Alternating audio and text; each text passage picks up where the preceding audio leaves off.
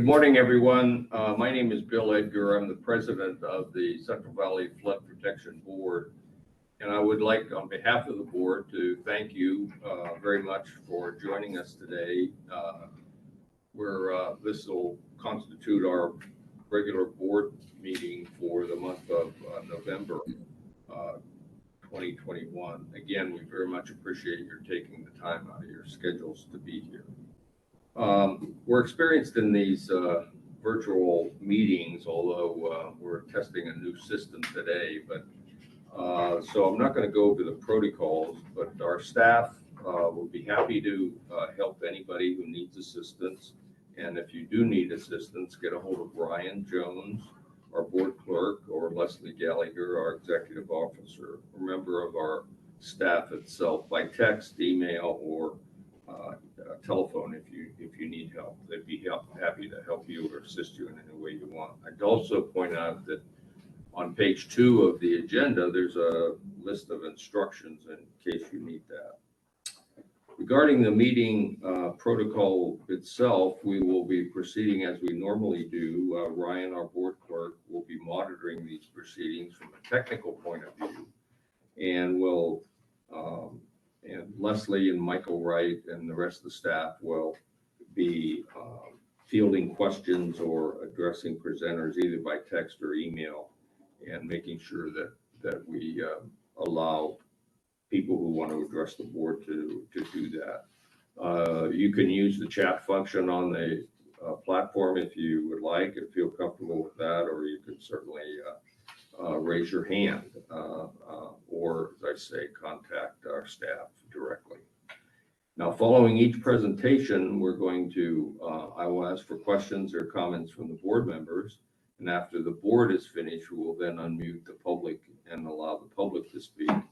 And we'll try to identify those people who want to speak, and we'll take them on a first come, first served basis.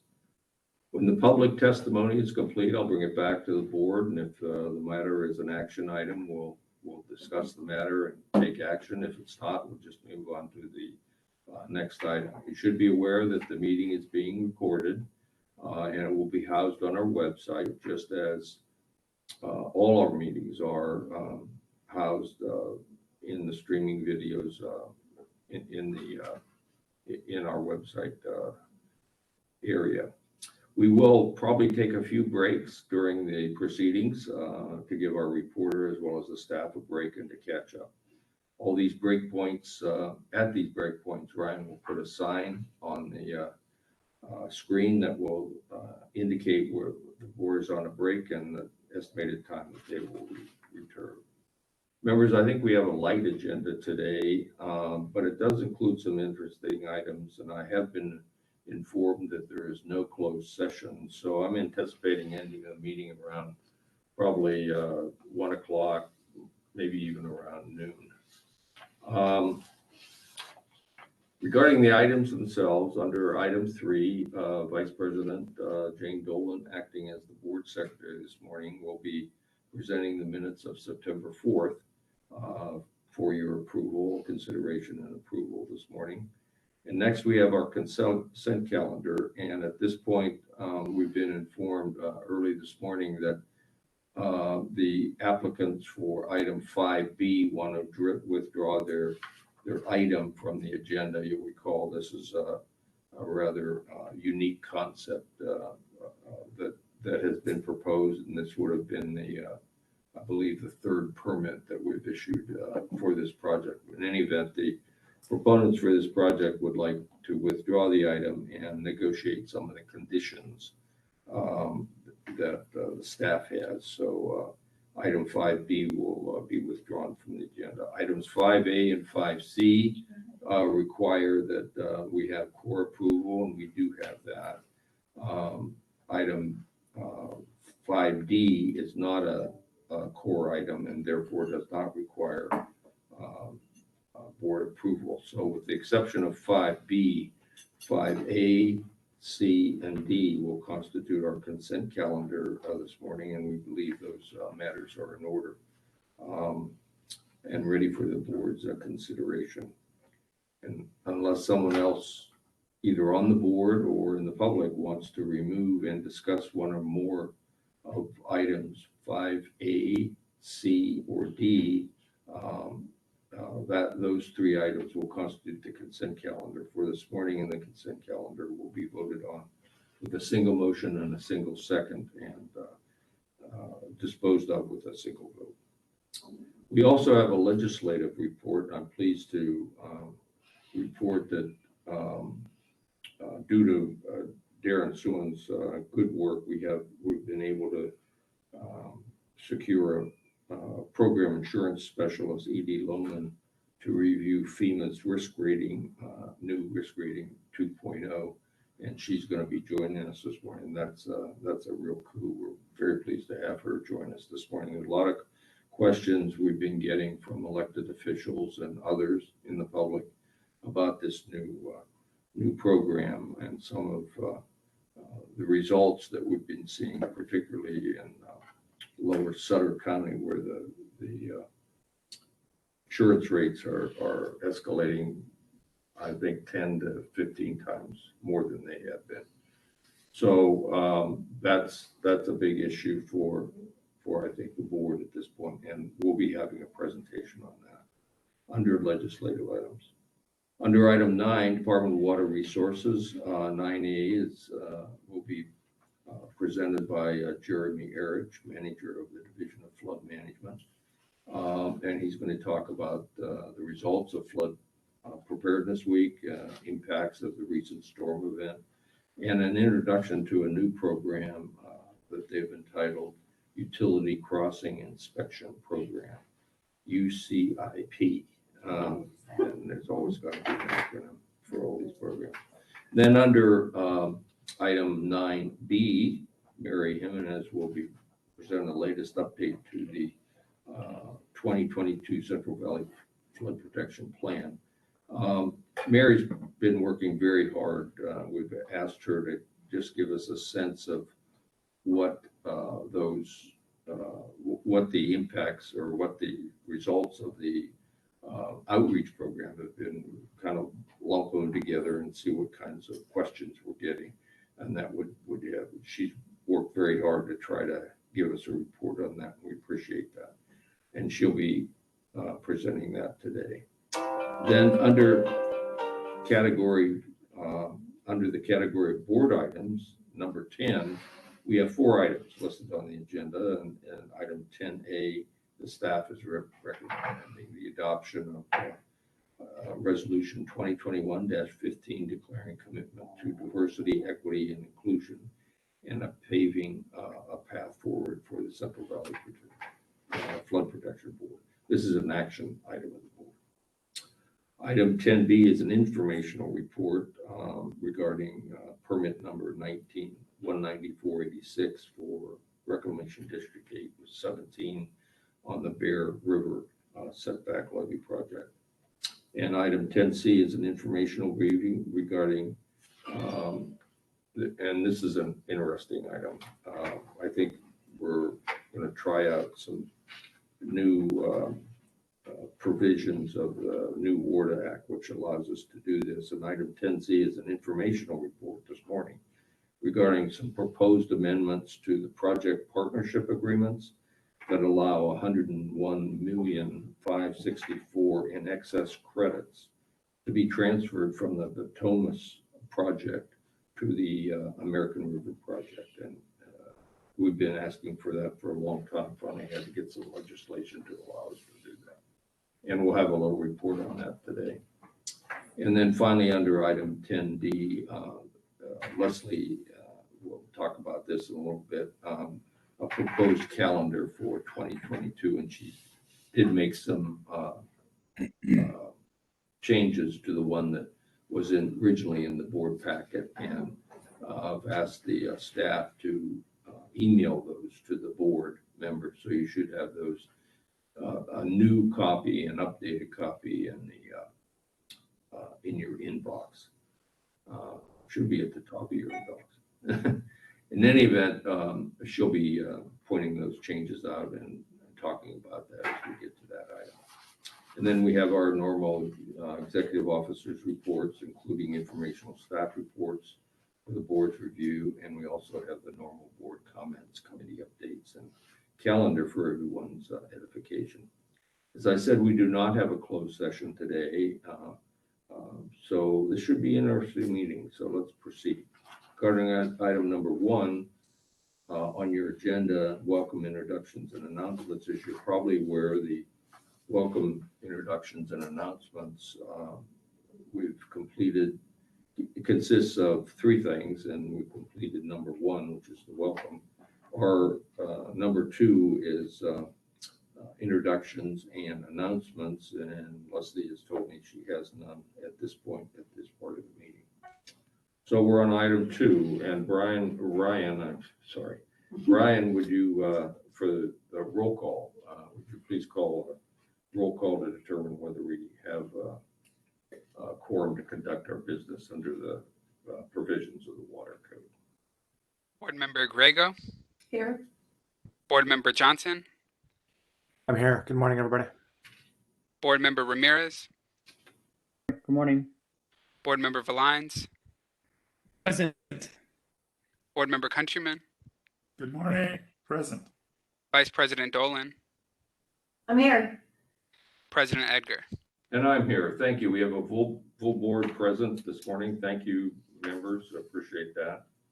And we'll proceed to item 3, which is Jane Dolan's item under 3, and she's presenting the minutes for September 24th, our regular board meeting.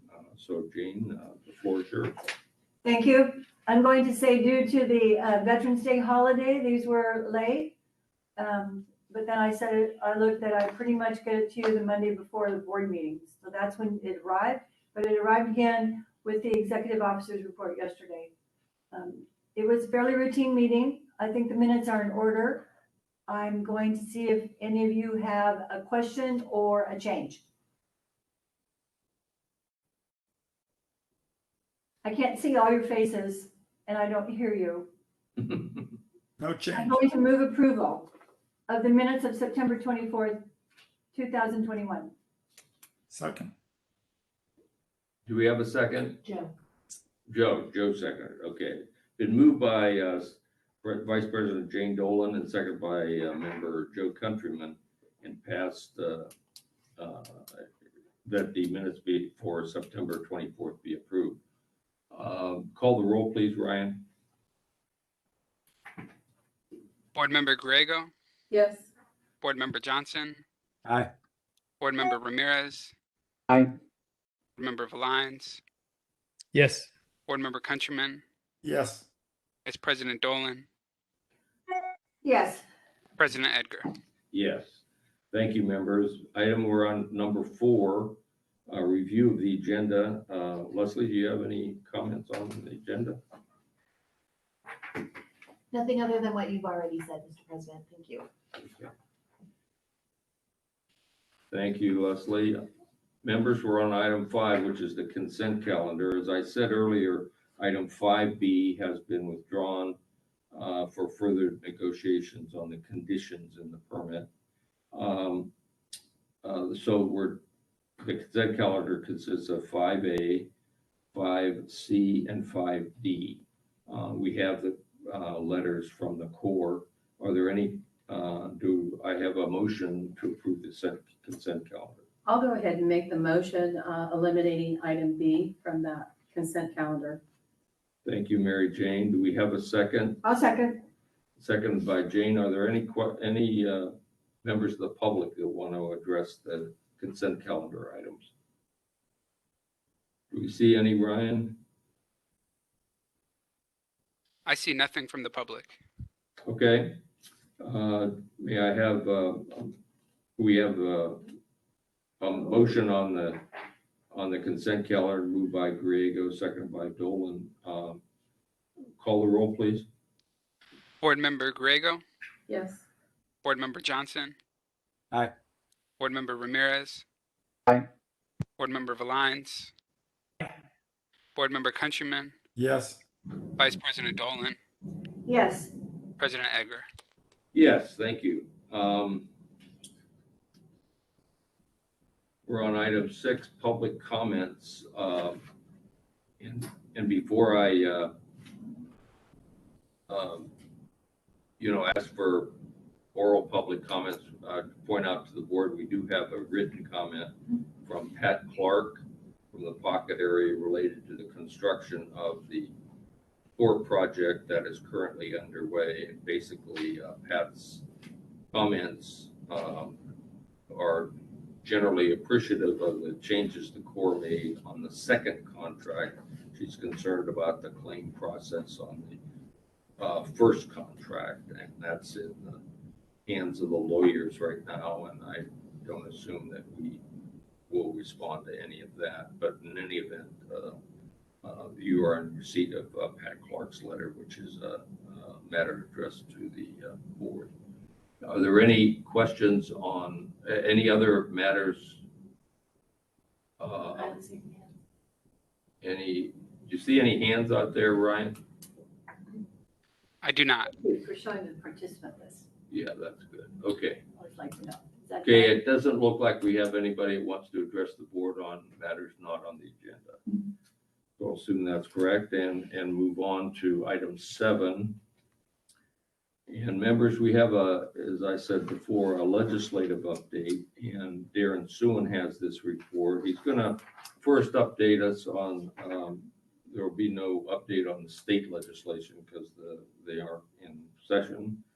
But there is obviously a lot of news at the federal level that Darren wants to briefly talk about. And then we'll get into the presentation on the FEMA risk rating program of 2.0. Darren?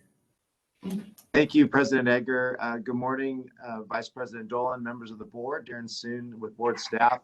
I'm joining you this morning on my phone. I'm having a little trouble connecting with my laptop here in the building, so I apologize for that if there's any disruption in that regard. Ryan, can you go to the next slide, please? Thank you. So yes, President Edgar, as you mentioned, there's a lot of things going on federally. I think I'm going to start down at the third bullet because this morning you may have already heard the budget reconciliation passed the House this morning, $1.9 trillion package in the Biden's Build Back Better agenda. So that's great news there. As you all have heard, the Infrastructure Investment and Jobs Act was signed on November 15th. That's $1.2 trillion. One of the largest investments in history that we've made in this country. It's really exciting to see that go forward. And as well as 11.6 billion of that is allocated for construction dollars to the Army Corps of Engineers. I emailed all of you the summary of this Infrastructure Investment and Jobs Act, and you can see it there. If you have any questions, I'd be happy to provide further details. But we're not out of the woods yet. You know, FY22 budget is still being talked about. None of the appropriations bills have been passed, the 12 appropriations bills. We're still in a continuing resolution until December 3rd. The debt ceiling still needs to be raised by November 3rd. And of course, our NFIP extension is only good until, December 3rd. I've been saying November, December 3rd. So still a lot of things hanging in the balance here. And we'll keep a watchful eye on the progress. And then wanted to let the board know that we've been working with Todd Bernardi and Laura Hollander and G. Dua met with Senator Feinstein, Senator Padilla's office earlier this week to talk about some word of language dealing with our excess credits that we're working with from in the Sabufka area, hoping to transfer down to the San Joaquin area, as well as some credits that we've obtained or earned in the Natomas Basin. So we'll continue to work on that in the Word 22 development. And then finally, the balance or the budgets doesn't stop. FY23 is still in the works, and we expect to see the president's budget rolled out in February. So we could have a situation where we're talking about FY23 budget and FY22 still isn't done. So A lot of things going on. But of course, today, I'm very pleased to announce that we have Edie Lohman, an insurance specialist here at Region 9 in FEMA, to talk about risk rating 2.0, which has been very much a hot topic in not just in California, but throughout the nation. And we look forward to having her talk here today. So Edie, are you with us or on the call at this time?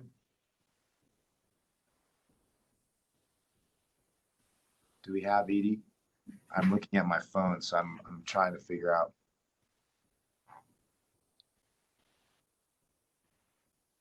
Ryan, do we see her as a participant? I do see I her. can see her. She's, Yeah. oh, Do there you she hear is. me? Oh, great. Yeah, good morning, Edie. Hi, thanks for joining us. Yeah, good morning, everyone, and very happy Friday. Let me come on, let me turn my video on here. Let's Ryan, see. can we load Edie's presentation as well? It's up, Darren. Oh, it is. Okay, I'm still looking at mine. Thank you. There I am. Okay. Okay, well, before we get started, I just want to say happy Friday to everybody, and I want to thank Darren for inviting me to speak to the group today. You know, every time I do one of these sessions, we're all learning this together, right? So your questions are a way that I learn. So I will warn you ahead of time that this is so new that we don't have all the answers to all the questions just yet. And things are changing rapidly from, I would say, week to week, maybe even day to day, as we roll out Risk Rating 2.0. But thank you for this opportunity. I think many of you have in hand the resource sheet. It's a fact sheet that was hot off the press just a few days ago. We just finished up a webinar actually this week with an ASFPM webinar on November 17th, and we used that resource fact sheet for that session, and it was pretty well attended. We had about 500 people. So feel free to use that. You also may have a copy of the slide deck. If you do, I would ask that you keep that close hold for the time being, because things are changing rapidly with the program. So you're welcome to use it as reference, but please keep it close hold if you don't mind.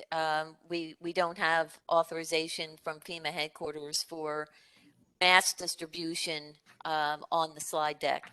So let's talk about risk rating. You know, I recognize some of the folks, many of the folks actually, that are at this meeting.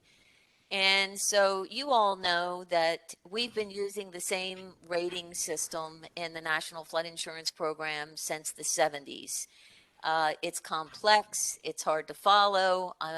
You know, this is what I do 24/7 for almost 30 years now. And it takes up a lot of time, and it's very difficult for agents to write it. Thus, we're really not we're not able to promote the flood insurance program as well as we could if we had a simpler system. So, you know, to really the bottom line is we need to modernize the way we do the rating, and we need to get it more streamlined with how insurance industry does their rating. Right. So really the goal of the risk rating 2.0 is to bring it more in line with what insurance industry standards are, and to also assist people in understanding what their full risk is, which is something that many of you know we've spent our careers trying to do in the National Flood Insurance Program. And in doing that, better communicating and preparing them for the risk. So, so that's really, and the way that we're going to do that is by leveraging industry best practices and advanced technology that really is something we should have incorporated into the program 10, 15, maybe even 20 years ago. We just haven't really kept up with those industry practices, and we haven't taken advantage of the technology that's out there. So we're going to talk about that as we go through these slides. And if we can, Ryan, are the slides up? I'm just seeing participants on I my screen. apologize. I don't have the slides up yet. I don't know that I received them. I'm sorry. Oh, okay. Something Let's see. How can Right. is there, Yeah, it came to us yesterday, Ryan. Hold on. you know what? I can probably share my screen. You I do don't know. have that capability. Thank you. Okay, My apologies. hang on for just a second here. Let me, no problem.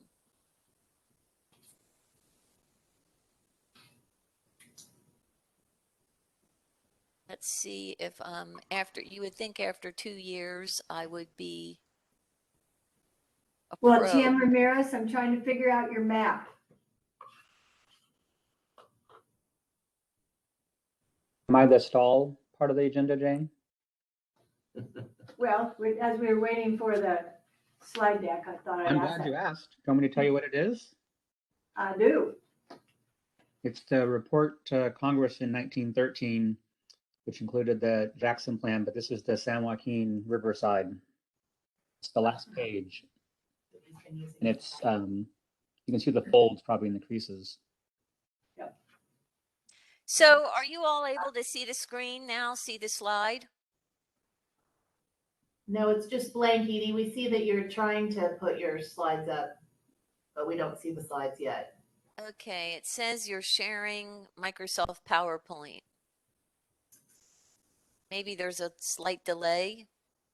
Probably.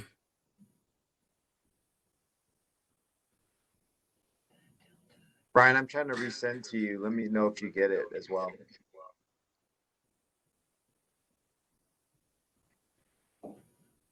So much for a short meeting. Yeah, we could be here all day, right? I'm sorry, Darren. I've received an email, but I don't think it's the slide deck. Edie, do you have my email address? I do. Let Okay. me try to Thank you so much. Sorry about this. no, it's no problem. It's no problem whatsoever. Let me get on here and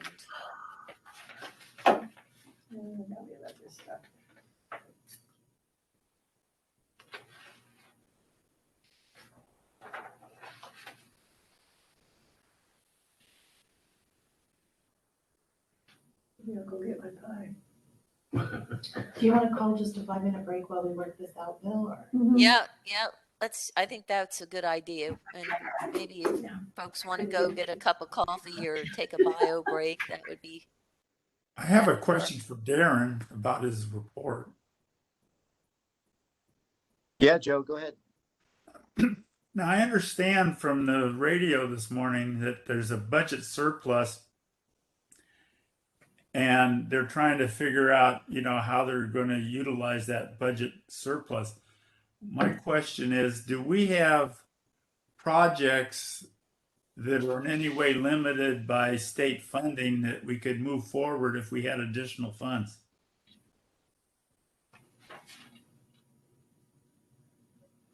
I think we have many projects that if we had additional funds, we could move forward. But I think we also want to leverage any federal dollars that we can. Where the WRDA language I was mentioning earlier about dealing with excess credits, we're in that situation because the state and local agencies like the AFCAs laid out a lot of cash to do these projects ahead of time, and now we're trying to get credit for that. These credits expire currently. The WRDA language, the credits expire in 2024. So just my personal opinion, I don't know if we would be in a rush to outlay more state dollars where we should be able to get federal dollars, especially with the passing of the IIJA, the Infrastructure Investment and Jobs Act. No, I agree with that. I was just wondering if there was any projects the Corps was funded for that we would need additional funding to support, but it sounds like we don't.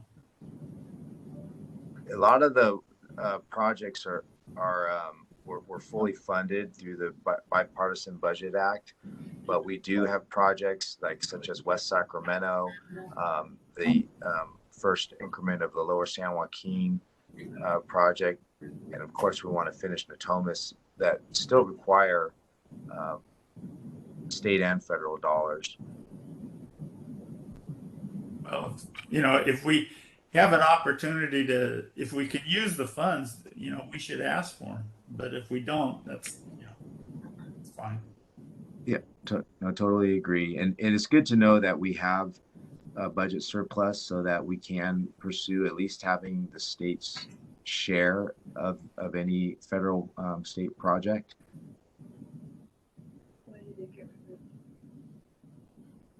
The proposed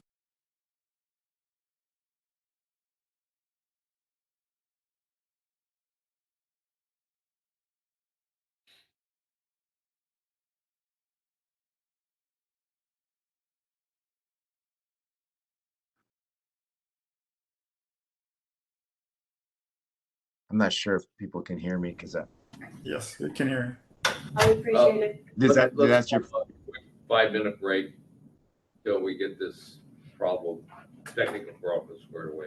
Thank you.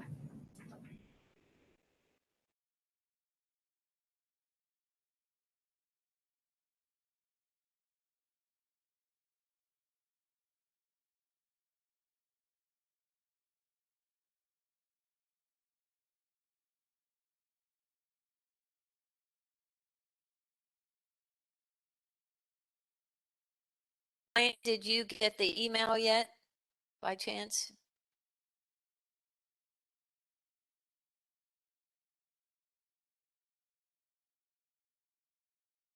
Hi, sorry, Edie, I did not receive the extra email yet, or the email yet.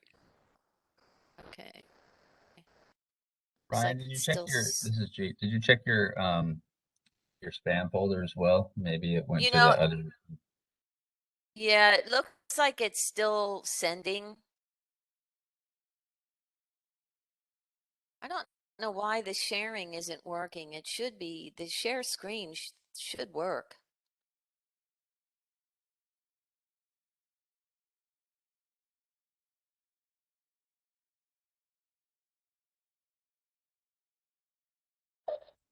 Yeah, but what we see is it just says that you're starting to share content, but it hasn't come up.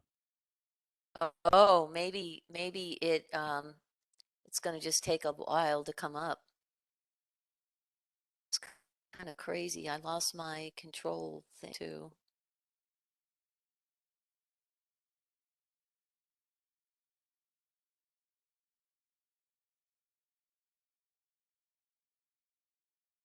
Well, bear with us here for a minute.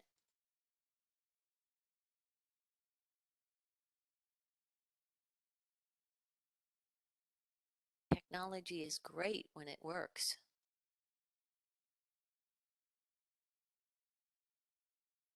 Sounds like we need some infrastructure spending on broadband. Yeah. Yeah. Let's see if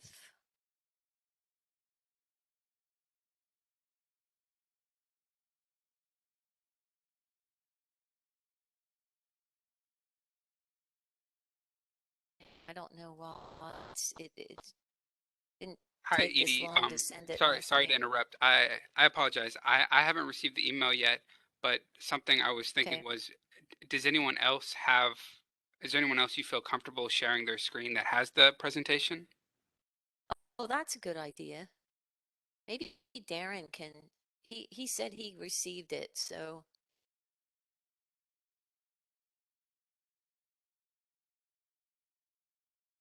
My challenge is that my laptop is not able to get internet access, so I can't Oh, that's access right. yeah, so Okay. Oh, I'm boy. trying to force it right. It's about 8 MB, but it should be able to go through. Yeah, I'm wondering if it's oh, it's okay. So it looks like it just finished sending.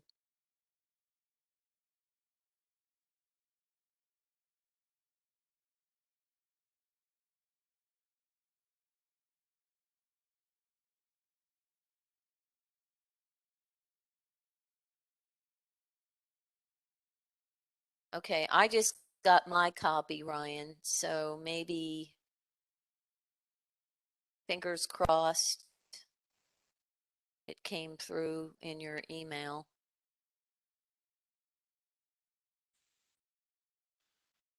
Unfortunately, I don't have anything right now. You don't? Okay.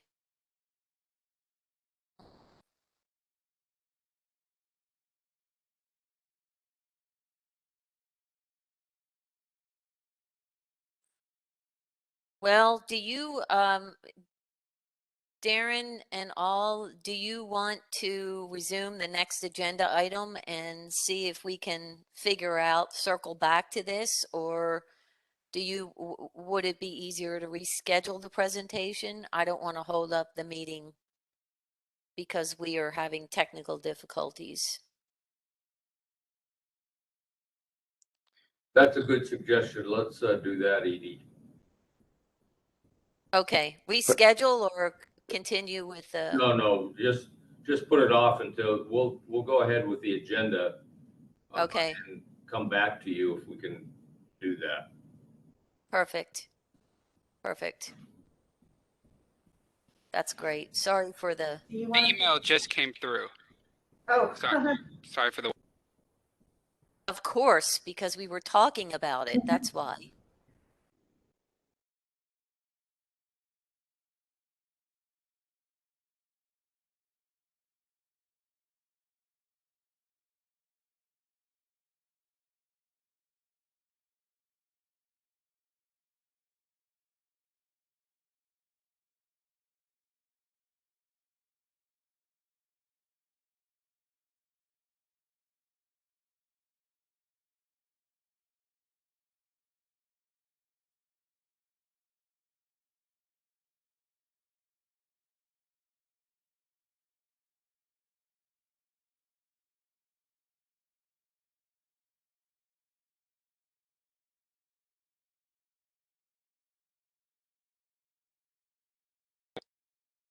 Can everyone see the PowerPoint now? I can. Yes. Perfect. Thank you so much for your patience, Edie. No, thank you. I apparently am technologically challenged today as well. So there is that. Thanks, Ryan, for bringing that up. Okay, so let's go ahead and go to the next slide, Ryan, if we could. So really what I envisioned is that we would take about 15 minutes and kind of do a broad overview of risk rating and then have an open floor with some discussion.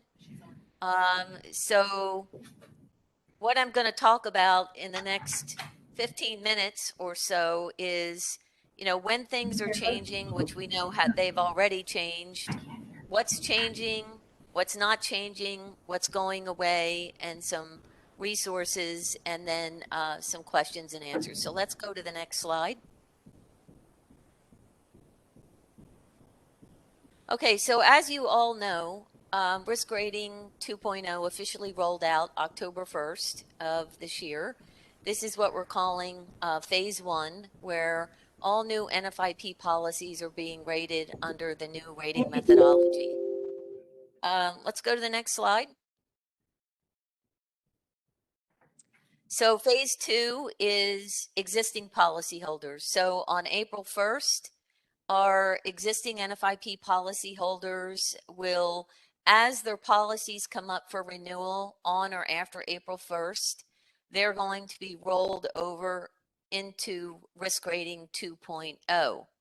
For policyholders that are existing and they have renewals between October 1st of 2021 and March 31st of 2022, they can actually, when their policy comes up for renewal, go to their insurance agent and have them find out what their rate would be under risk rating 2.0 versus 1.0, and then they can take whichever premium is more beneficial to them. Next slide. Okay, I love this slide. Honestly, I could talk all day on this slide, but I feel like I'm preaching to the choir here because all the people on this in this meeting today know that water does not read flood maps, right? It doesn't know what flood lines are, so on and so forth. I don't think this is any secret. I think we already all know this. We also know that at least 33% of all of the NFIP claims come out of BC X zones or the low to moderate risk flood zones. And I really believe that's a very conservative percentage. And we also know that under the legacy system, really the way we handled flood insurance was either you're in or you're out of the high risk area, right? Depending on what side of the line you fell on. And, you know, this really created some rate cliffs for us where, you know, on one side of the street, somebody was in an AE zone and they were paying a higher premium. And then you walk across the street and the person across the street is in a B zone or an X zone, and they're paying a preferred risk policy premium rate, which is significantly cheaper than potentially the AE zone rate under the old rating system. So, and we know in reality that that's really not reflective of what the risk is there. We also know that an AE zone in Arizona is different than an AE zone in coastal California, which is something that we really weren't able to differentiate between using our old system. So under the new rating methodology, you know, we're going to be looking at individual geographic, building, and other risk variables to calculate the premium. And it's going to be automated. Next slide.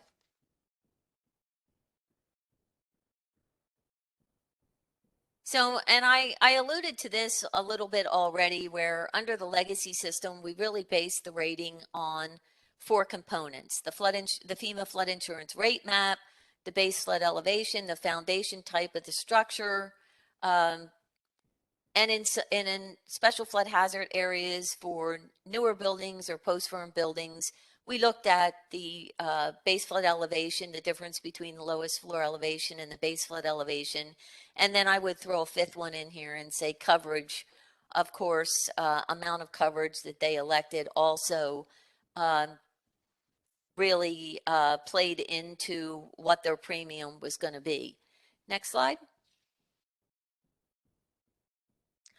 Under the new rating methodology, we're adding in, you know, a plethora of new variables and components in the rating system. And you can think of it as a blender. And we're taking all of these different rating variables. A lot of these are automated just to make it simpler and easier to understand for insurance agents and property owners. We're really gunning for having this make more sense to them and having them really understand what their actual flood risk is. So we're taking all of these components and variables, throwing them into a blender. And these aren't generic variables and underwriting variables. These are underwriting variables that are specific to their building location. But there's a lot more of the variables than under the old system. We're throwing those into the blender, turning the blender on, and the result is going to be a customized premium specific to that specific structure. So we're really using a much larger set of inputs and actuarial and data science to index the risk to a key set of rating variables. So let's take a look at that, what that looks like a little bit more. Next slide. So we're still going to use FEMA sourced mapping data, the flood insurance rate maps, and we're still using the Great Lakes analysis, but we're using actuarial blending from multiple data sets, not just this data set that simulates thousands of time events using all of these different sources. So let's go to the next slide and see what the additional data sources are. Okay, so we have procured third-party data sets, which include 3 catastrophe models, a geolocation tool, and a first floor height tool, and a replacement cost tool. That we're using, and we're also using other data sources in this modeling and actuarial blender, if you will. We're using the USGS elevation data, NOAA's coastal data set, and the Corps' levee data set. And the 3 catastrophic models, I want to add a note in here, are really the backbone of the new Risk Rating 2.0 methodology. And we're using 3 of those. We're using the AIR worldwide, and we're using CoreLogic and CAT risk. So those are the 3 CAT models that are being used for the risk rating engine. Next slide. We're also capturing a much broader range of flood frequencies. So, you know, the flood insurance rate maps, they capture the 1% event, and we capture some other limited types of events. But now we're going to be capturing through these catastrophic models up to the 10,000 year annual event. And we're also capturing a broader range of flooding types. For example, under the firms, we're typically looking at the Great Lakes, we're looking at storm surge, we're looking at riverine or inland flooding. Now we're going to be adding into those flood frequencies, tsunami, coastal erosion, and most importantly, pluvial. And pluvial is important because this is the flooding we're seeing in these historic storms that are very hard to capture in our current system. Next slide. So in addition to that, we are using some different rating variables that we have not used in the past, and we are eliminating the standard rate tables in the historic flood insurance manuals. So if any of you have been into the flood insurance manuals in the past, there are pages and pages and literally pages of rating tables that get updated at least twice a year. We're eliminating those and replacing them with an automated risk rating engine, which really is absolutely long overdue. We're not relying on flood zones and base flood elevations for rating under risk rating 2.0. We'll be using elevations for all properties, not just post-firm structures in special flood hazard areas, because we know that structures that are elevated, regardless of what flood zone they're in, they're less at risk for flooding.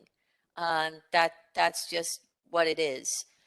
We also broaden the mitigation credits for machinery and equipment and venting to all policyholders. So all types of buildings are now eligible for these 2 mitigation credits.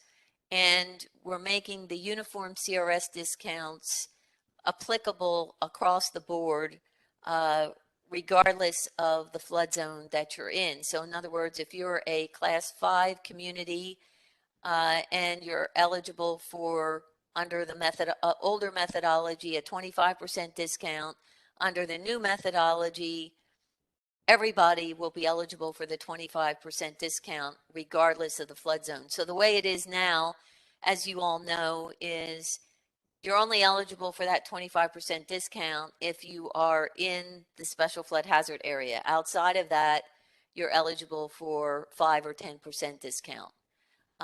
But because risk rating 2.0 is not going to be based any longer on flood zones, we are making those discounts uniform across the board once that policyholder reaches their full risk rate. Until they reach their full risk rate, they'll continue to receive whatever CRS discount they're getting now. But we're looking at other types of rating variables like distance to flooding source. What type of flood source is it? Building occupancy. What type of construction is the building? Foundation type, ground elevation, first floor height, number of floors, and prior claims. So let's go to the next slide. What's not changing? So what's not changing are the statutory rate caps under Biggert Waters 12 and Hafaya 2014. The maximum limits of coverage available are remaining the same. So we still have $250,000 of coverage available for residents, $500,000 for a commercial structure. Increased cost of compliance is not changing. The amount's not changing. The way it works is not changing.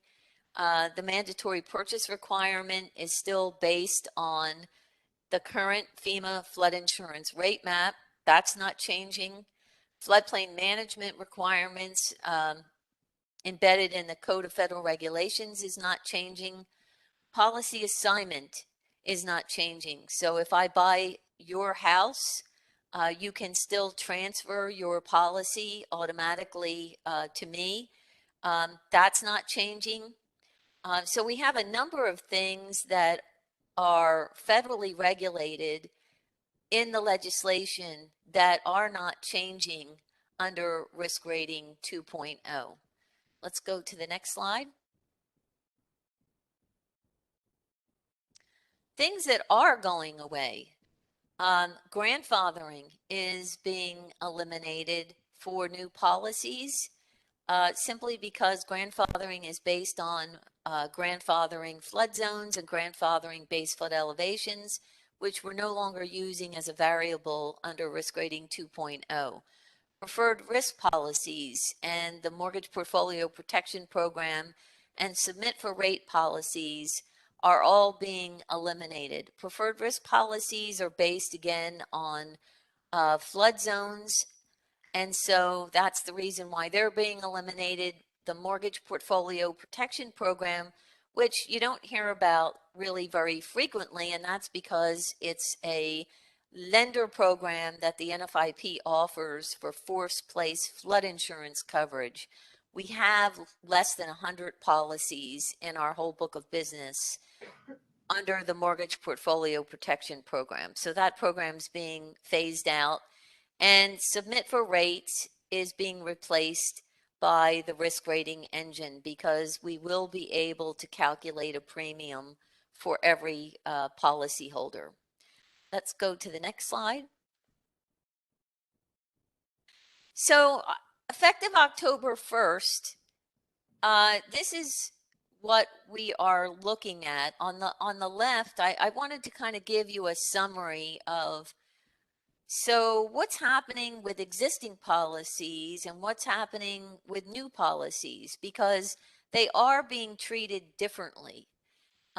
So with existing policies, they're going to be on an 18% glide path. So it's not like existing policyholders who are in preferred risk policies are going to get to their renewal on or after April 1st, and we're suddenly going to say, nope, you're not going to have a preferred risk policy anymore. You're going right to risk rating 2.0.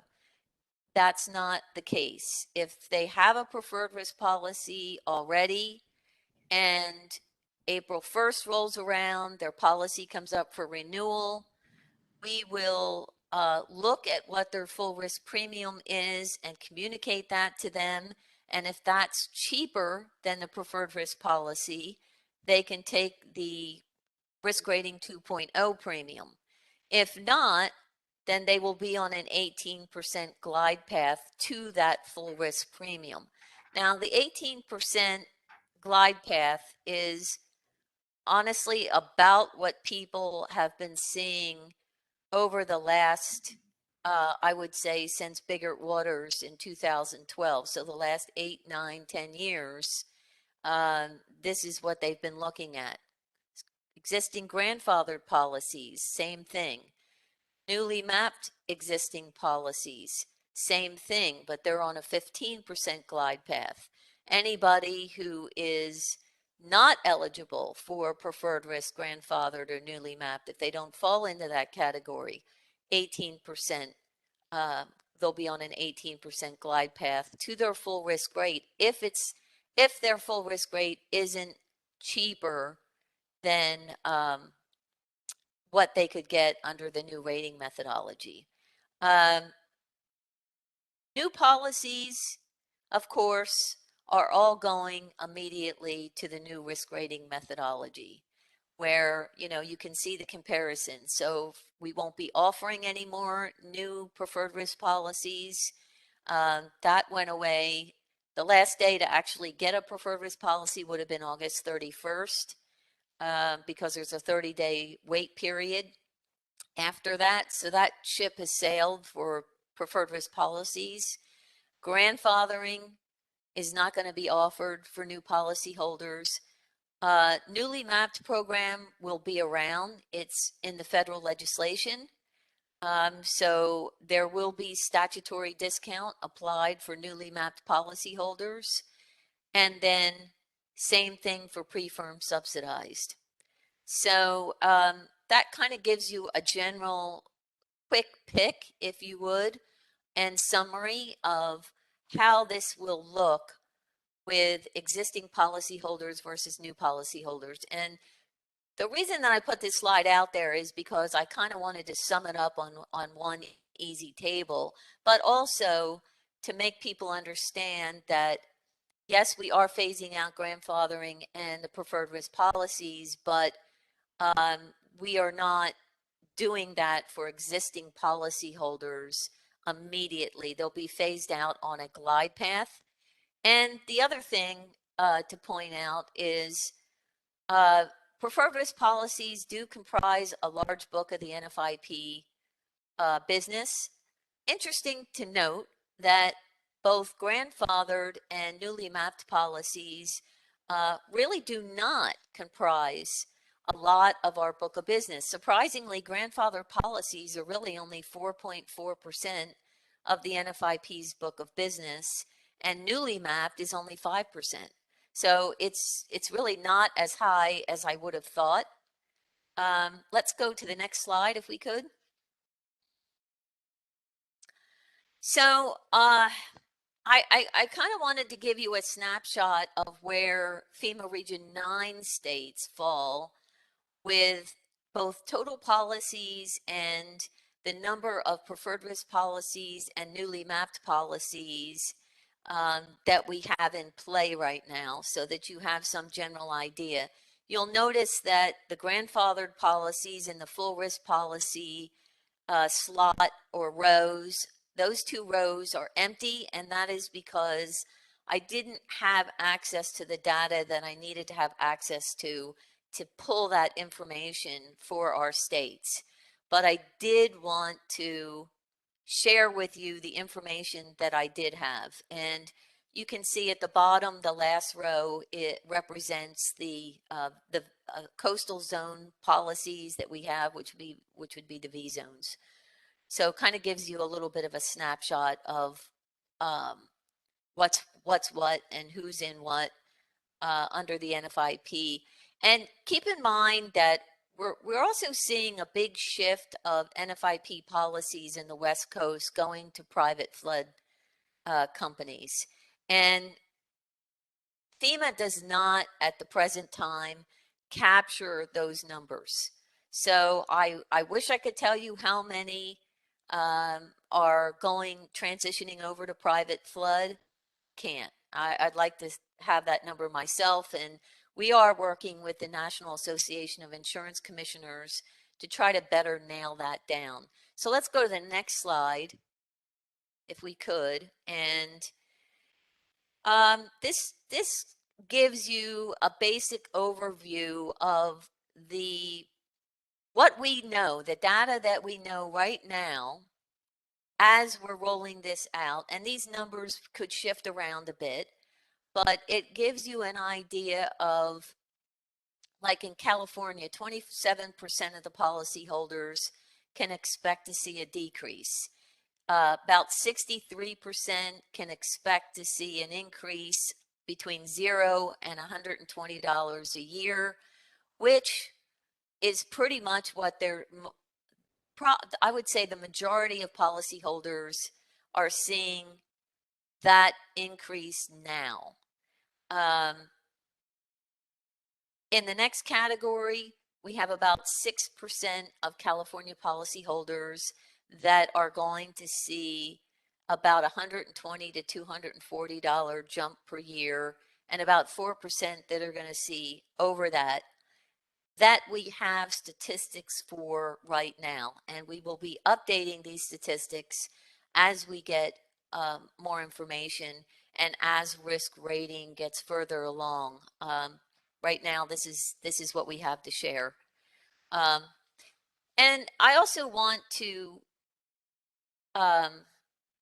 let you know that this is risk rating 2.0 is in a unique phase right now, because the only people that have access to the risk rating engine and can run quotes under the new rating methodology are the insurance agents and the insurance carriers, or the write your own companies, as we call them, that are writing these NFIP policies. They're the only ones. So Edie Lohman, if Joe Countryman calls me, or Darren calls me, or Kim Floyd calls me and says, hey, I have this structure and I want to compare, like I want to know if here are the underwriting criteria right now. It's 3 feet above base flood elevation, or whatever it is. I'm just pulling this example out for illustration purposes, but they're thinking about going 10 feet. So under risk rating 2.0, what does that look like? I don't know. I can't tell you at the present time. I don't have access to the risk rating engine. That would have to come from a local insurance agent who writes NFIP flood insurance coverage. That's how you get those quotes right now. FEMA headquarters is very aware that we need a tool in the field so that you and I can better support mitigation. We don't have that right now. That's coming down the road. They know that that is a gap in risk rating 2.0. They know that is very much needed to support what we do in the field. And we're going to keep pursuing that with headquarters until we do have a tool. So they are working on that. They're aware of it. They're working on it, and it's coming. So let's go to the next slide. So I know that was a very, very, very general and quick overview of risk rating 2.0, and but I do want to let you know that all the updates and things are changing quickly with risk rating. It's not a one and done deal. And certainly the new RFI that's out there for the floodplain management criteria that is closing on December 13th is a good mechanism that we all can use to hopefully have a better match with risk rating 2.0, because that's what we want. And when I say a better match, what I'm really saying is better support. We want people to be more aware of their risk. We want people to mitigate, including buying flood insurance as part of protecting themselves against the risk. And we want them to consider mitigation options. And we want to be able to tell them what the BCA is if they choose to mitigate those options. So things are changing quickly as we're working with building science, we're working with the private insurance industry, not just the right to own companies, but much bigger players. We're working with actuaries in private industry. We're working with all the modelers, and we're working with the risk analysis side of the house, the building science part, the underwriters, all of these folks. This is the website that you want to go to. They've stood up a website where they're updating things daily. This is where you're going to find all the information. If you have questions or specific scenarios that you need clarification on and an insurance agent can't help you with those, this would be the place that you would submit them. There is a link on here to submit an email. They are capturing all of this information in one place so that they can help move the program forward and make it better as we go, is really the bottom line. So use also, I do want to point out before we leave this last slide that at the bottom of the website page, there is a plethora of information and resources there that walk through the detailed methodology and the modeling that's being used, because I know that there are lots and lots of questions on the modeling that's being used for the risk rating engine, which is calculating these premiums. All of that is on the risk rating website. So I'd encourage you to go there and take a look at what's there. Use the resource fact sheet that is there and the other outreach materials. And so I will stop there. And I don't know if we still have time for questions, or if we do not, feel free to contact me. I am learning this along with all of you, and I am happy to take your questions. And if I don't know the answers, we can find out and get back to you. So thank you for your time. I do appreciate the opportunity today. Thanks so much. Thank you, Edie, very much for that presentation. We appreciate it. I can just report for myself, and it's not very specific, but it's we've been out in the field talking about the update to our Central Valley flood protection update to the plan itself, and we're getting a lot of anecdotal information that does not square with the data that you indicated. It's mostly in the agricultural area, and they're talking about increases of not 18% like you talked about on your glide path, but they're talking about thousands of percent. Charlie Hoppen told me when we were talking that his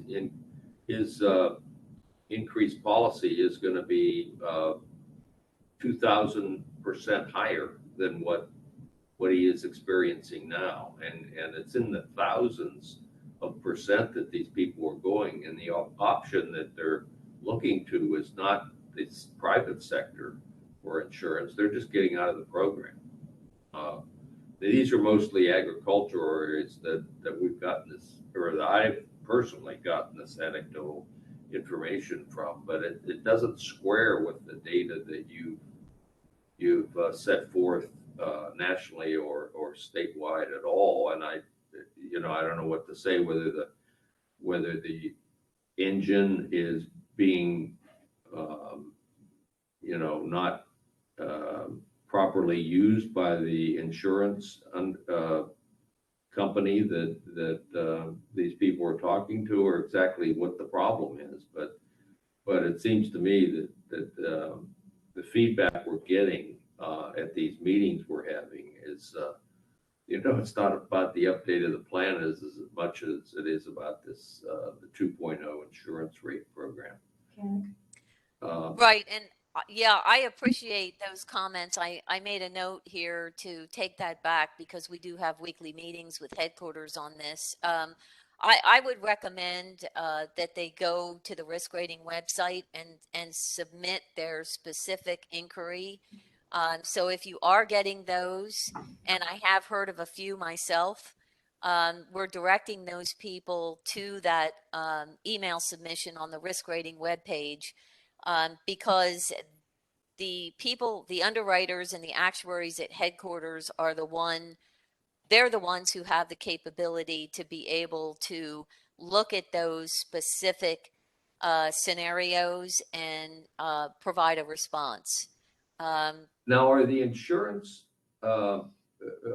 companies and the insurance people that are writing the insurance, are they well informed on how this, as you call it, this engine works? I mean, are you confident enough that they're giving the proper information to the property owners? Because that's where I think, we can't tell them, you can't tell them how the engine works, and that's what they're asking. Right. And I hear you on that. Two things I would say. And we had this conversation just this week because there are other places in the country where we are experiencing some of these same reports. It's a small number out of the whole policy base, but nonetheless, what headquarters is doing is they're looking into those individually to see, one, if the data that was put into the risk rating engine itself was accurate, and or two, if the processing and on the production side with the engine, if there's a problem. And we have found both cases. And so, in other words, we found situations where agents erroneously put information in there and didn't realize it, sort of operator error kind of thing. Right. And then we've also found situations where some of the write your own companies had programmed one or more of their elevation variables. They had the input through their production process was incorrect. In other words, I'll give you an example. They added one too many zeros. And so because the engine's automated, when you do that, you come out with some ridiculous premium. Yeah. And so these are the reasons why we want people to report these issues, number one. And number two, if people don't report them, then FEMA headquarters can't track them down through the write your own companies, which is what they're doing, is taking these on individually to see if it's a write your own wide program, if you will, or whether it's an issue on our side with the actual engine, or if it's just simply an agent input issue. So that's a good point that you make. Very good point. Okay, any other board members? Mary Jane Griego, please. Good morning. Thank you for attending and thank you for your presentation. I agree that there needs to be revision on the FEMA, premiums. I don't disagree with that. I think that that's appropriate, but I'm going to talk today about living in Yuba County, and because I was a former county supervisor there and also a board member for Three Rivers, I know of the work that's been done in the southern portion of the county. And so when I was talking to one of my friends who happens to be an insurance agent with a development that is occurring, residential development that is occurring in the southern portion. She was doing a quote for a potential new resident for some of the new housing that they have going on. Her premium, their premium would be $7,000 a year based on a new policy based on the 2.0 methodology. $7,000 for flood insurance each year. That's unthinkable. I mean, especially because of all the work that's been done through Three Rivers on those levees to make sure that they're secure, not only to the federal level, but also to the state level. And so when we look at, you know, people coming into our community and looking at those policies, you know what they're going to do. They're going to walk away. And so I know that, and it sounds like there's wiggle room to work with FEMA on this particular new policy methodology. And I know that in the past, that Three Rivers has been able to work with FEMA because of the work that was being done and the remapping that was occurring at the same time, that they held off, you know, on putting those folks into a flood zone until the work was done.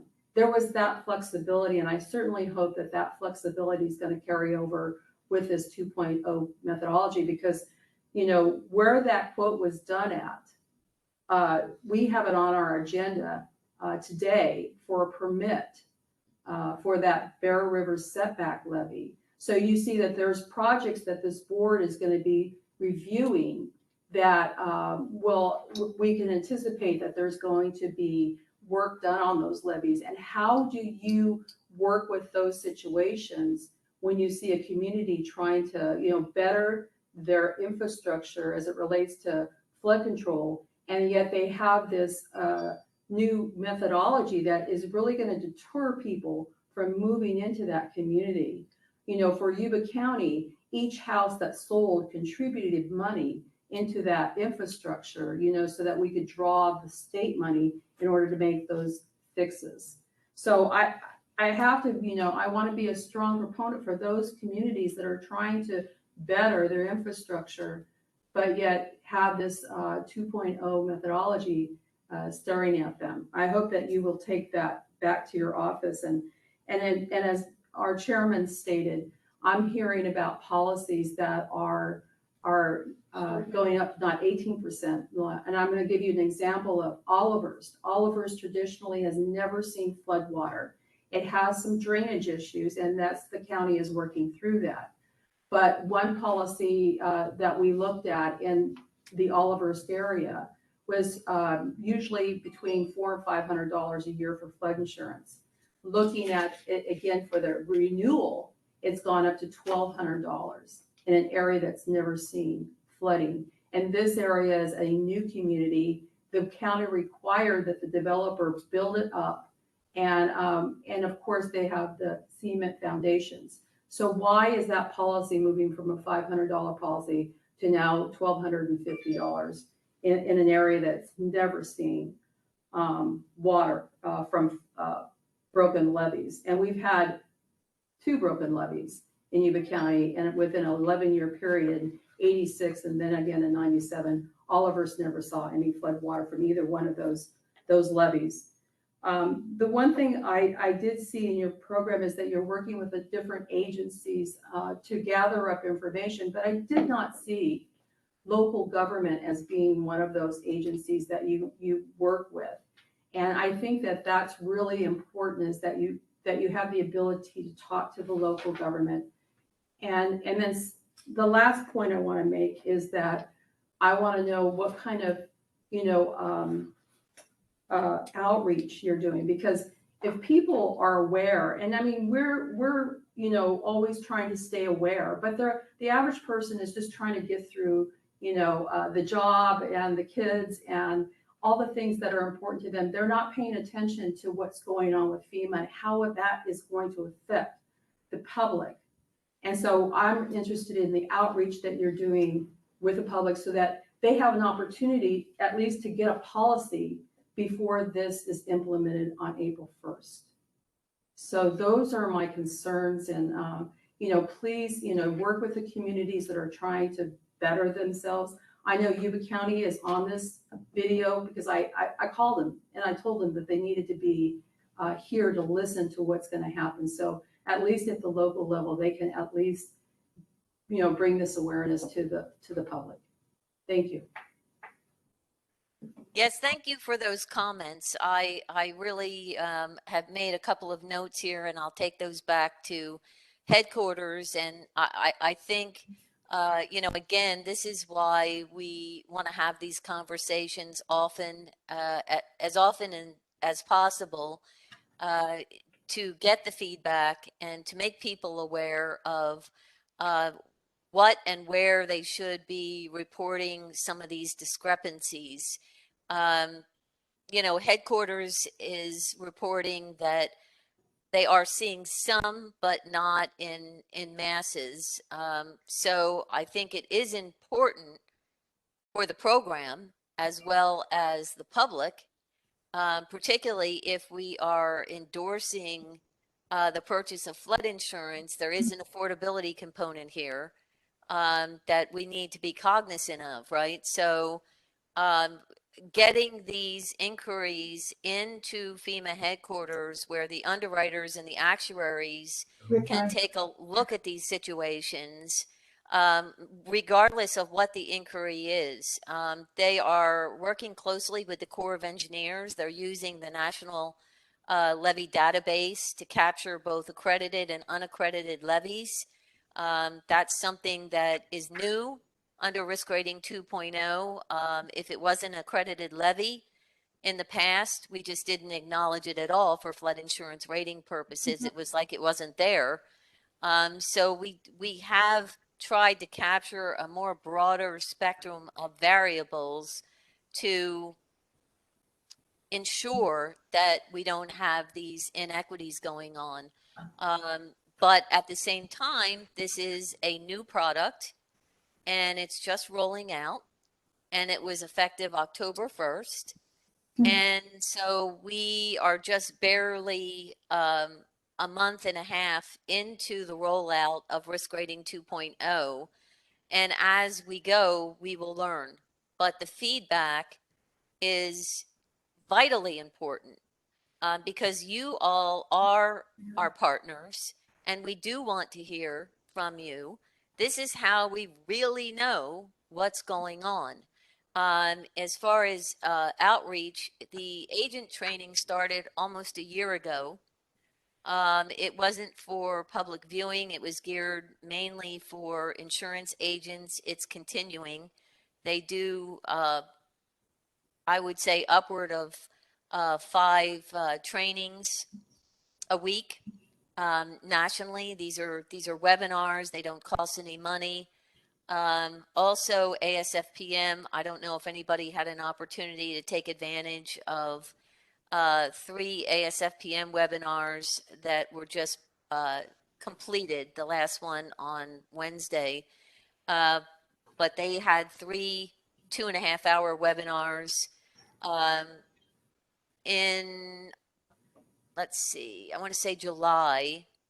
The FEMA regional insurance specialist, so me and all of my counterparts, started what we're calling a webinar Wednesday, where our stakeholders can jump on to a 2-hour webinar that we're going through risk rating 2.0, answering questions. That's been very successful, very popular. And we'll be continuing that after the first of the year. And so we are really interested in getting the word out, getting the feedback so that it can be responded to by headquarters. And for the general public, the Write Your Own companies started sending notices to them in March, notifying each existing policyholder that we would be transitioning depending on when their policy renews. to the new risk rating methodology. And so those notices are still continuing to go out. They generally go out 90 to 180 days before the policy renews. So those actually started going out in March with most of the Write Your Own companies, and it's based on when an existing policyholder's policy would renew. So that's the way that we are getting the word out to our policyholders. But yes, I very much appreciate your feedback, and I will pass that along to headquarters. Thank you. Thank you. Okay, let's, other board members at this point. I see Joe Countryman. Joe? Joe, you're on mute, I think. I have several questions and a comment. I'm kind of astounded, actually, that you're relying on local insurance agents to do this. My experience of working with these insurance agents, even using just FEMA maps, is it in or out, was a challenge. I mean, these people are not technologically very advanced many times.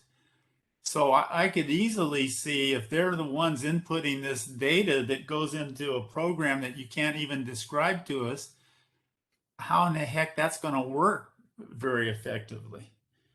But I think the big issue that I have is with levies. How are you dealing with levies? You say you're using the core database. What does that mean? Have you set failure criteria for these levees that show that certain areas are being flooded at a certain frequency? How are you using the core levy data to set insurance rates? I don't understand that. Yeah, so Joe, I'm not an engineer, so I couldn't begin to tell you the particulars of how they are using the actual, the science from the U.S. Army Corps database. My understanding, though, is that the methodology information that is on the risk rating webpage, it's towards the bottom if you scroll down, is going to provide you with a lot more information, as well as, I guess the Corps has put up some information as well on their website that you can go and you can reference. With respect to relying on insurance agents, I would agree with you totally. Under the old system, I've been doing this for 30 years and I've been training for 30 years. And for 30 years, we keep finding the same confusion and the same issues across the board. But the old system was literally Edie Lohman getting out a pen and a paper and going through a flood insurance manual that was 300 and some pages and rate tables that were in excess of 50 or 60 pages. And I could do it because I'd done it so long. I knew, basically what I was doing, and I knew what I didn't know, and I knew who to call if I didn't know what I didn't know. So that's the problem. That is the crux of the problem. So that is the reason why we are so far behind with the way manual rating died in the 70s for most insurance industries. I mean, think about it. You can get on your iPhone and you can buy any type of insurance you want, basically, if you just answer a few questions, maybe 10 questions, they'll issue you a policy. I have daughters that are 24 and 26. They wouldn't think of filling out an application in writing or doing anything that's not completely automated. And honestly, your homeowner's insurance, your auto insurance, that is all done using an algorithm and actuarial blending and underwriting modeling based on industry standards that, the technology is there and so is the science. We just never converted our system to something that was more modern and more usable. And so that's really what we're doing here. We're not throwing, per se, the baby out the window. I mean, we're still using a lot of the components, but we're lining it up so that the underwriting and the way that agents apply for flood insurance is simpler and it's more intuitive for them to understand because it more closely resembles what they're used to in writing auto and homeowners insurance. Will it work? I don't know. We're going to find out, right? Because we're a month and a half in. Here's the thing with autos, you have data concerning accidents and rates and all kinds of things, what it costs to repair the car and everything. When it comes to this, you're going out someplace and there's a house located at a location. And somebody's saying the risk of flooding of that house is a certain amount. I don't know what it is, 0.002 per year. Who's doing that? How is that being done? Where is that data coming from that someone could be specifically assigned a risk of flooding at a particular location? Because if you're not doing that, how are you setting the rates? And the question is, California has been a big donor to the flood insurance program for many, many years. And we have the feeling here that we're paying for multiple losses in Louisiana that we're not responsible for. How is that being addressed? Yeah, so I do hear what you're saying. I think that when I first heard about risk rating 2.0, for the first year, and I was detailed to the team in headquarters as they were putting this together, I thought my head was going to explode, honestly, because I was really having a very difficult time comprehending the automation part of this, and also the same questions that you are asking. And I think, though, I have come to the realization that we do have the technology. You can get on your computer and basically see someone eating breakfast at their kitchen table now, if you know what you're doing. So we do have that science, and we have the catastrophic flood models that we didn't have prior to now, which are highly accurate. We have all of the great engineering data that all of the professionals in the field have contributed. We have years and years, decades of claims data and information. They are really tapping into all of these resources. And this is where I talked about, using all of these different data sets instead of just relying on the FEMA flood insurance rate maps and putting them all in a blender, turning the blender on, and then that then calculates an algorithm which dictates the premium. It's a very difficult concept to get your head wrapped around if you've been in the program for very long. And I'm old. I've been in the program for really long. So it is new and different. I can't lift the hood up on the car and see how the engine is running.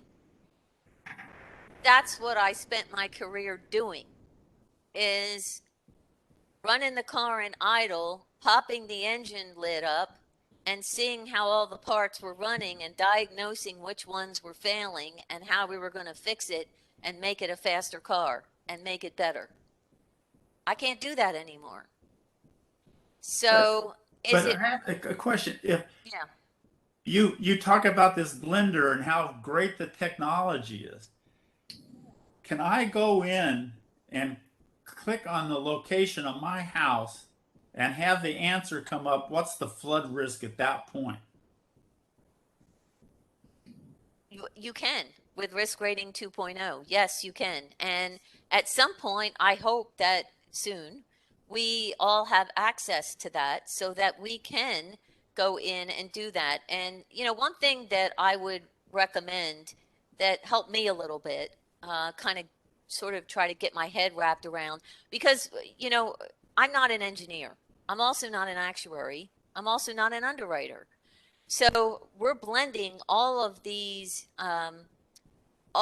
industries together, per se, to come up with this risk rating that goes into this risk rating methodology.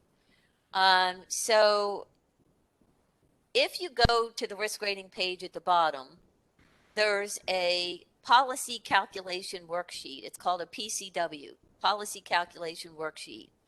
And there's some examples in there of how the components, as you change the variables, what those impacts are on the premium for the structure. So I think it's helpful to go there and look at the detailed methodology that really, some of it is over my head, some of it is right in line with my background and what I know, which is more on the insurance industry side. And then look at the PCW, look at the policy calculation worksheet, and you can get a much better idea of how this actuarial blending is happening behind the scenes. I think what is difficult is that we could see all this before. Now we can't really see it. And now I can't even play with it using the risk rating engine because I don't have access to the risk rating engine. But that Who controls will change. the rating engine? Who has control of that? FEMA headquarters. That's a FEMA owned And they won't engine. give it to you? We don't have access to it. And it has to do with the fact that there's some legal issues involved in here, in that I'm also not a licensed insurance agent, right? So at no point in my career did I ever give an official quote to anyone. We would always say, well, it's going to be approximately in this ballpark. And you guys all know this because I know many of you and I've worked with many of you. So at no point did we ever try to sell the fact, okay, this is the quote, this is what I could get darn close. I could get pretty much into about a nickel or a penny of what the premium was going to be. But there's a little bit of an issue of opening up the engine and then having people represent that that's the quote when they don't really know what they're doing and they're not licensed, they're not properly state licensed insurance agents.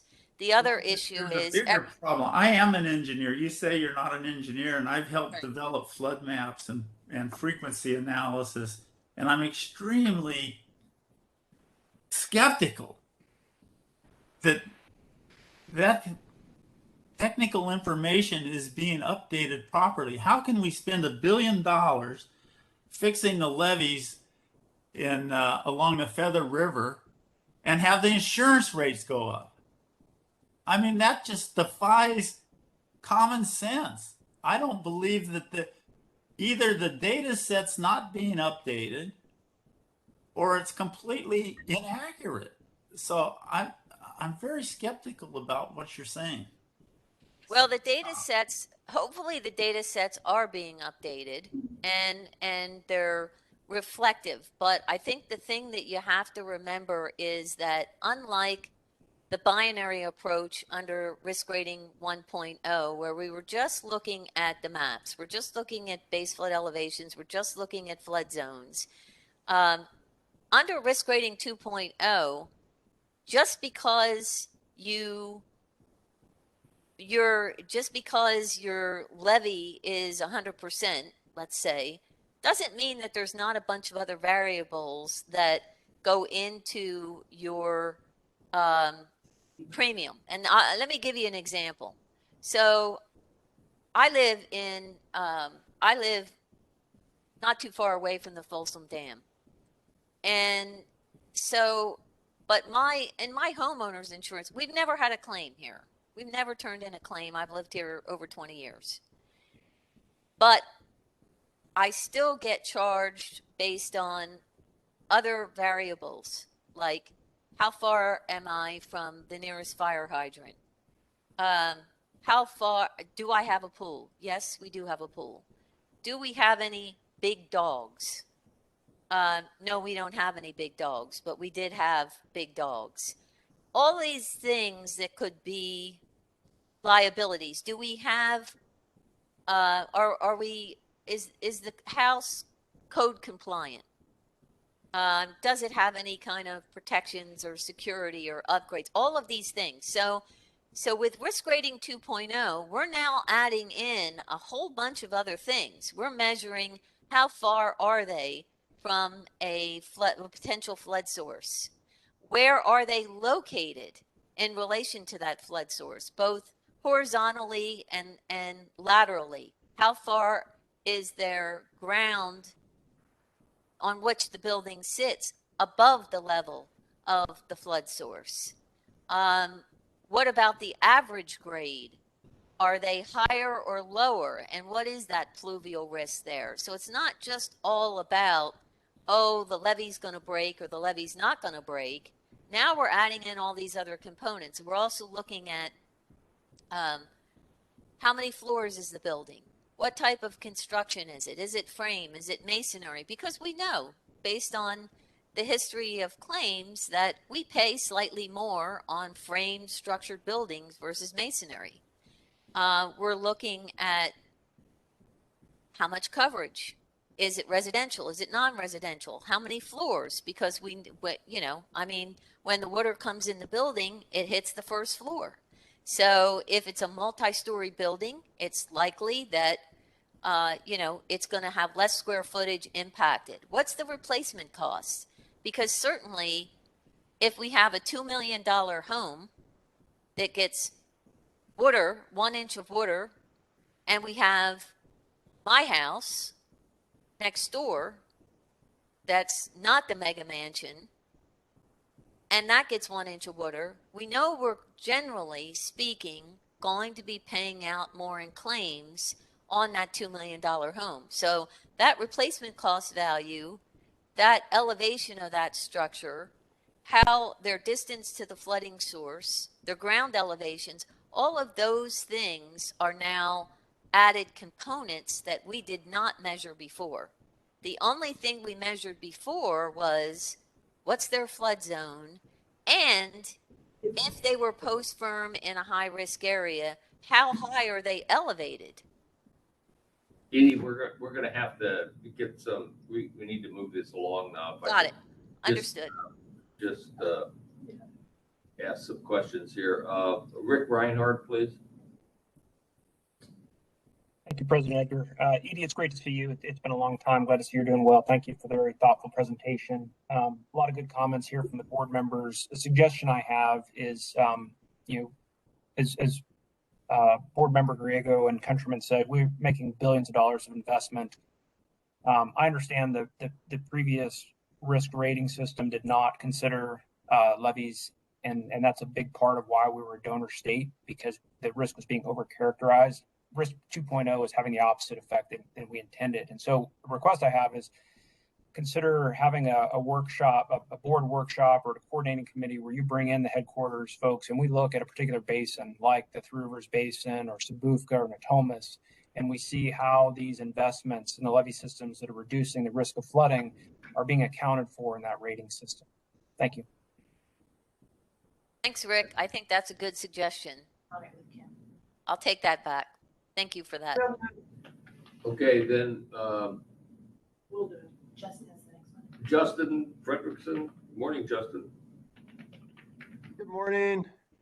So there are lots. This is Justin Fredrickson at the California Farm Bureau, and there are lots of people on this call who I think could probably speak to the concern that I'm having, and actually one person, I didn't catch their name, actually did speak to this concern somewhat, and that is the, what sounds like it could be and it might be outliers, but or maybe not, maybe there's more of a systemic problem with agricultural rates and how that impacts the ag industry and the ag landowners in these areas. And it's at this, so I'm flagging the concern, and I need to, learn more about it and reach out to more folks and talk about it. But meanwhile, we've got the public comment period already on top of us.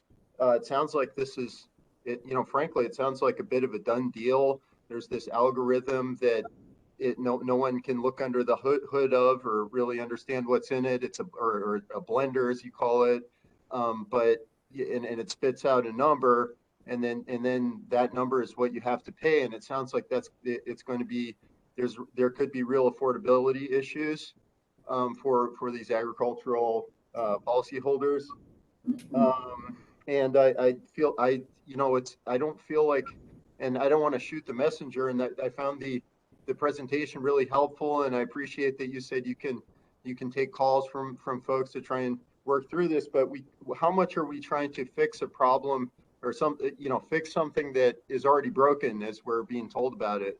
How broke is it, and is there really any ability to fix it? So I whatever the rollout process with the public was for this, it didn't hit my radar until recently. Maybe I was asleep at the wheel, but I don't think so, because I follow a lot of these flood issues more than many of my colleagues in my world on the ag side.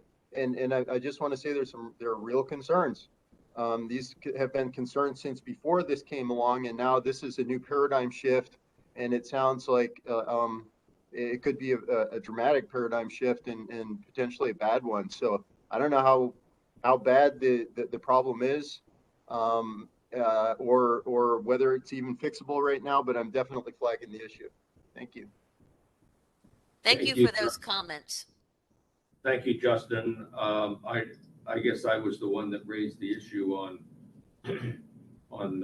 the ag properties, because that's where I've been hearing the most feedback. Michael Mearswa, please. Excellent. Thank you, President Enger, members of the board. My name is Mike Mearswa. I wanted to briefly introduce myself. I am the state floodplain manager. A lot of people aren't aware that there are over 527 communities that participate on a regular basis with the NFIP. That includes cities and counties, and the state itself is an additional community, making it 528, with the intent being is that I represent state facilities and state properties in our compliance with the NFIP. I first wanted to thank you, Edie, for your presentation. I've been fortunate that I've seen it, and FEMA Region 9 has been reaching out to my team here at the Department of Water Resources. We're responsible for implementation of the National Flood Insurance Program across the entire state. And with each of these presentations, I learn a little bit more. So with that, I just wanted to point out to everybody, please, when the PowerPoint is made available, make a point to download it, rewatch the presentation. I found that as you go through this information multiple times, there's some better questions that pop into our minds. I also wanted to let everybody know that this is something that was talked about back in 2019. It was originally supposed to be rolled out April 1st of 2020, and there have been delays, in part due to COVID and in part due to just the communication and training for the floodplain managers at the city county level, at the state level, and the FEMA staff itself. So I think this is an evolving process. The last thing I'd like to point out to everybody is Edie had a great last slide that I talked about in the chat, where she actually welcomed the public to provide comments. FEMA has, since June, had 3 different separate requests for information where members from the public, local entities, tribal entities, and state governments could submit letters about all of these various topics. And they are slowly going through and responding to those, not directly to the individuals, but through other means. But I would definitely encourage you to let your voice be heard, not only through the FEMA process, but speak to your congressional representatives. This is definitely a federal policy. It's something that rolls out across the entire United States. So we have to be very unified in what our voice is on there. And the last thing I'd point out is there is a national coalition of flood partners that DWR participates and the flood board participates in on a sort of about a monthly basis. And we have been talking about the risk rating 2.0 and these other topics briefly in those meetings. I would encourage those of you who are trying to find other ways to keep apprised of this issue is to join those calls. So thank you very much. And it's good seeing you again, Edie. Thank you, Michael. Mary Jane Griego has a response to you, Michael. So pay attention. And then I have something. So, you've mentioned in your comments and then also on your remarks just now about local government being aware of this since it was around since 2019, I think maybe they probably heard it at a conference. There was probably some session that was going on and it was made aware that FEMA's now going to, revamp how they determine rates and stuff like that. But I don't think that anybody realized that there would be a house in Plumas Lake that had a $7,000 policy for just flood insurance. I don't think anybody realized that, because when I took this issue to the county, they were quite surprised.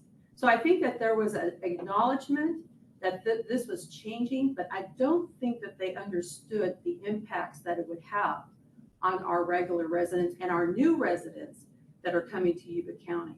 So I have to, and I guess I'm passionate about this, Michael, because you know why. It's because I live in the South County and I want to see our area grow responsibly.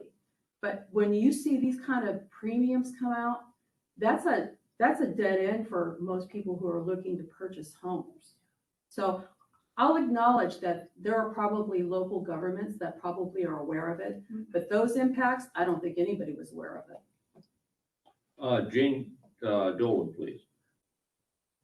Thank you, Board Member Griego. I know that you are speaking with very specific, important knowledge from your county, but it is not an outlier.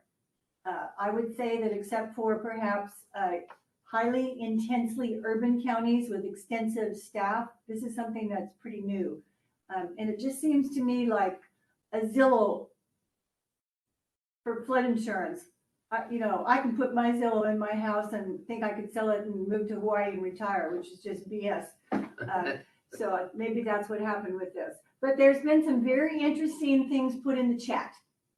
And I don't know if everybody looks at that or has it, but I view that as public comment. So I would like our staff to make the chats at some point copy and paste them.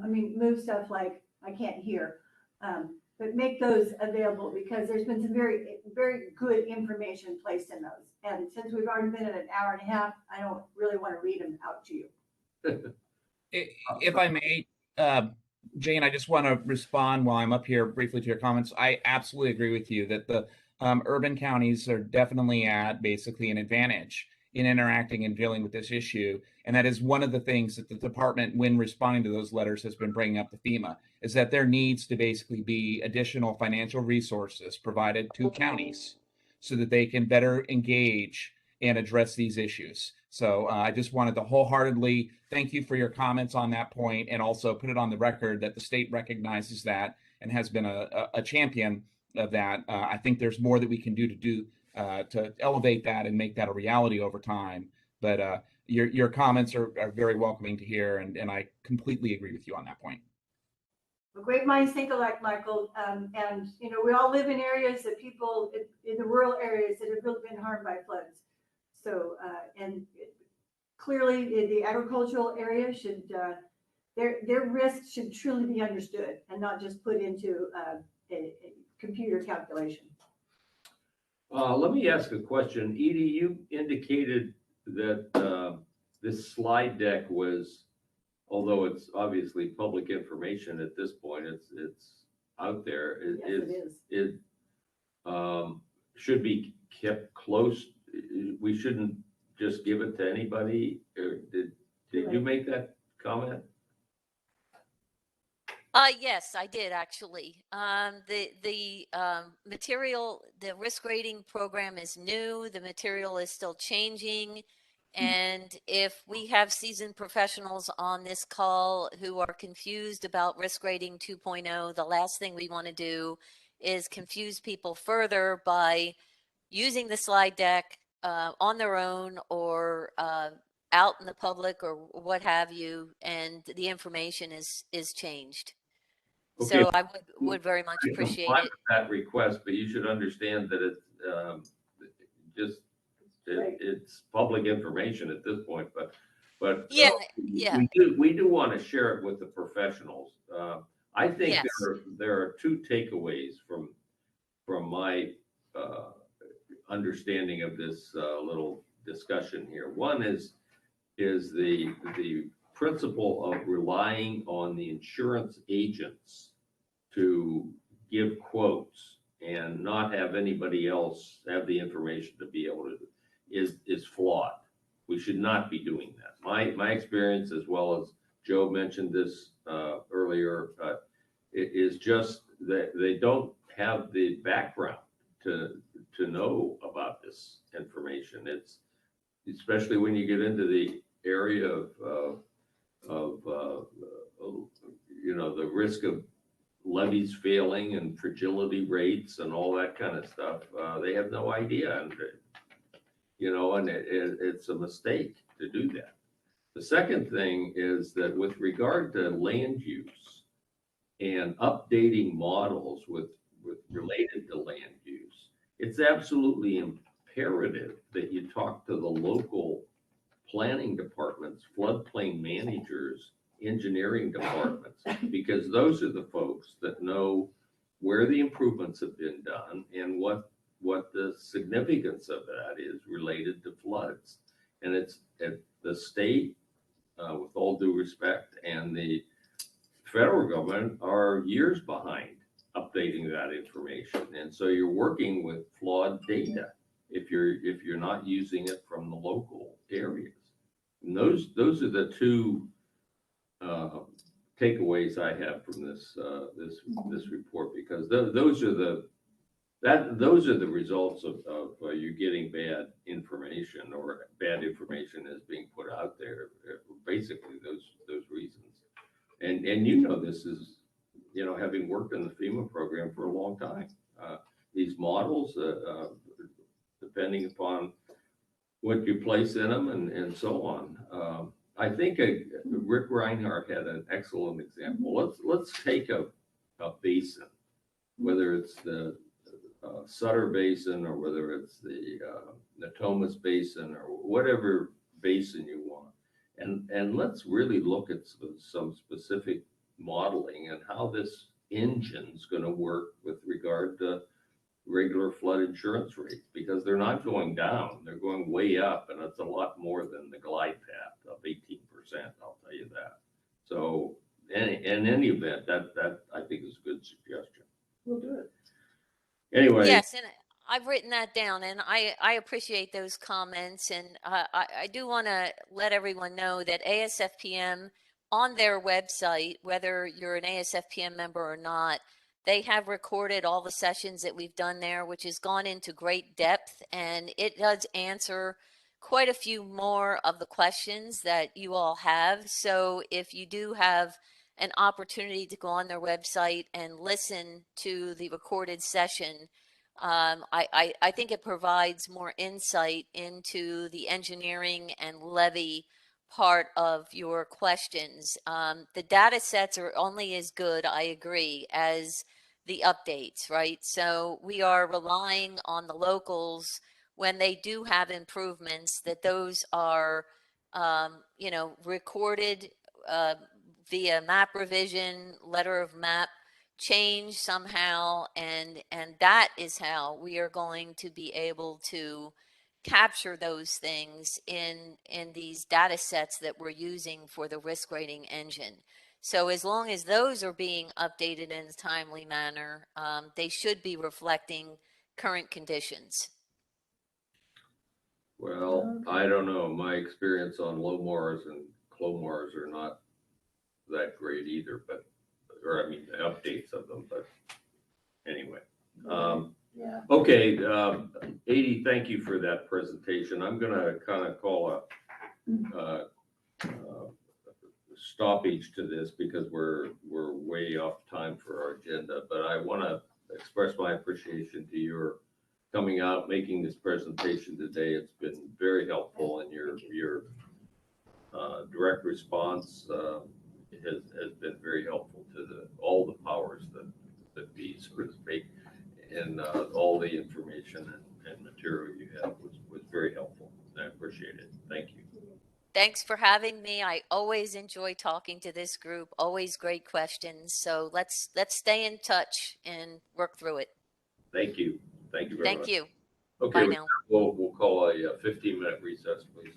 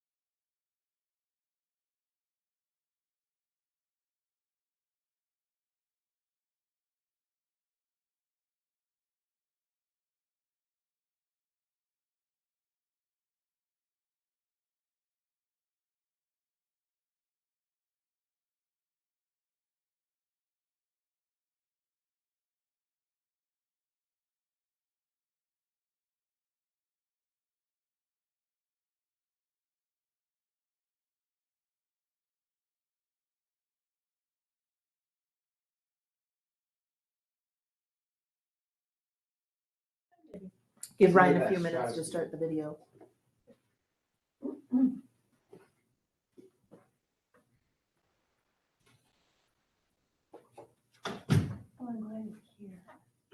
Video is on. Okay. Okay, I think we'll resume the meeting at this point. Sorry for taking up that time.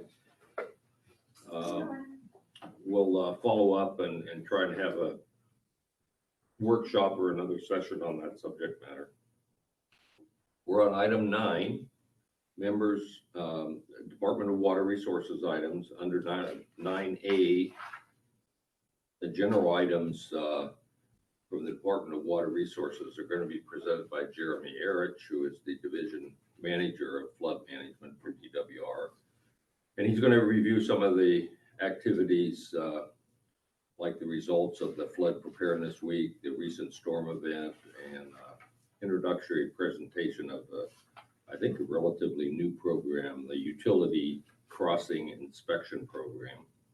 And then he'll introduce Mary Jimenez, who will give us a little update on the 2022 Central Valley Flood Protection Plan update. Jeremy, please. Thank you. Good morning, President Edgar, Vice President Dolan, and members of the board. My name is Jeremy Erich. I'm the manager of DWR's Division of Flood Management. Thanks for having me today to give an update. I do want to apologize. I'm not able to go on camera today, so you'll just have to listen to my hopefully soothing voice as I go through the presentation today. So first, before I start, I want to give a shout out to Ryan Jones just for always being very helpful and accommodating each month as we scramble to pull together our topics for discussion and get our PowerPoint slides together. Ryan, I appreciate all your help and assistance, so just want to say thank you. And then before I start my presentation that President Edgar outlined for you, I wanted to address Board Member Countryman's earlier question before the first break this morning about a state budget surplus that he, I guess, saw in the news this morning. And you know, his question was about our readiness to move funding into ongoing and new projects. And I just wanted to offer a few insights from DWR. As you know, DWR secures and manages the state funding for U.S. Army Corps of Engineer projects in the State Plan of Flood Control that the board sponsors. DWR has been very successful in obtaining funding for these USACE projects through our state budget process over the years. And as Darren mentioned, there's about $11.6 billion of federal funding in the Infrastructure Investment and Jobs Act that could be used to support civil works projects across the country. That includes navigation, ecosystem restoration, and flood risk reduction. So to date, DWR has identified approximately $1.1 billion of federal cost share that could be used to support active Army Corps projects and studies. And we've identified about $220 million to $370 million of state funding needed to meet the state cost share for the Army Corps projects over the next 5 years. So definitely a lot of facts and figures thrown out there, but just wanted to let you know that we have a pretty good handle on the needs that are out there. Always ready and willing and able to take advantage of federal funding as it comes through. As Darren highlighted, we want to leverage as many federal investments as possible. So we stand ready to continue doing that. And, you know, if you have additional detailed questions, you know, I encourage you to talk to Todd Bernardi. He's DWR's manager of our flood projects branch, and his team manages all the state funds for the Army Corps projects on behalf of the state. So just want to offer that up if anyone has additional questions. So thanks for letting me take that sidebar very quickly. So today, as part of my planned presentation, I will give a brief recap of activities during California Flood Preparedness Week, a recap of the late October storm events, and introduce the Utility Crossing Inspection Program. And President Edgar, it's not a new program. I think it's a new acronym for a lot of us, the USIP or UCIP. It's a program that's been around for quite a while. It's just built up in momentum, and you know, we'll get a good presentation from Wade Wiley today on that. So Ryan, if you wouldn't mind going to the next slide, so I can give a recap of DWR's activities and others' activities during California Flood Preparedness Week, which was from October 23rd through the 30th. I want to thank Nikki Blomquist for pulling together this slide and all the relevant information for me to provide this update to you.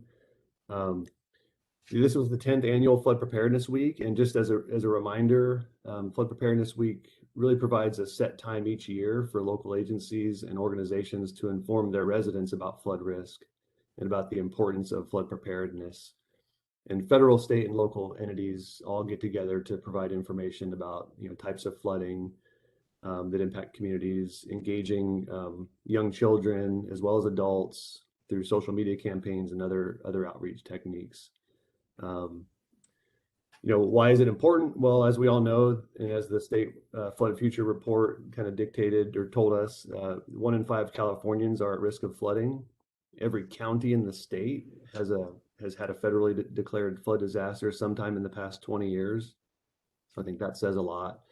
And overall, assets and structures that are exposed to risk equate to about $880 billion. So I think it's always good to remind ourselves that we do have significant flood risk in the state. And we're currently in very dry conditions in the current drought. And so this year's theme was climate change impacts and the relationship between drought and flood.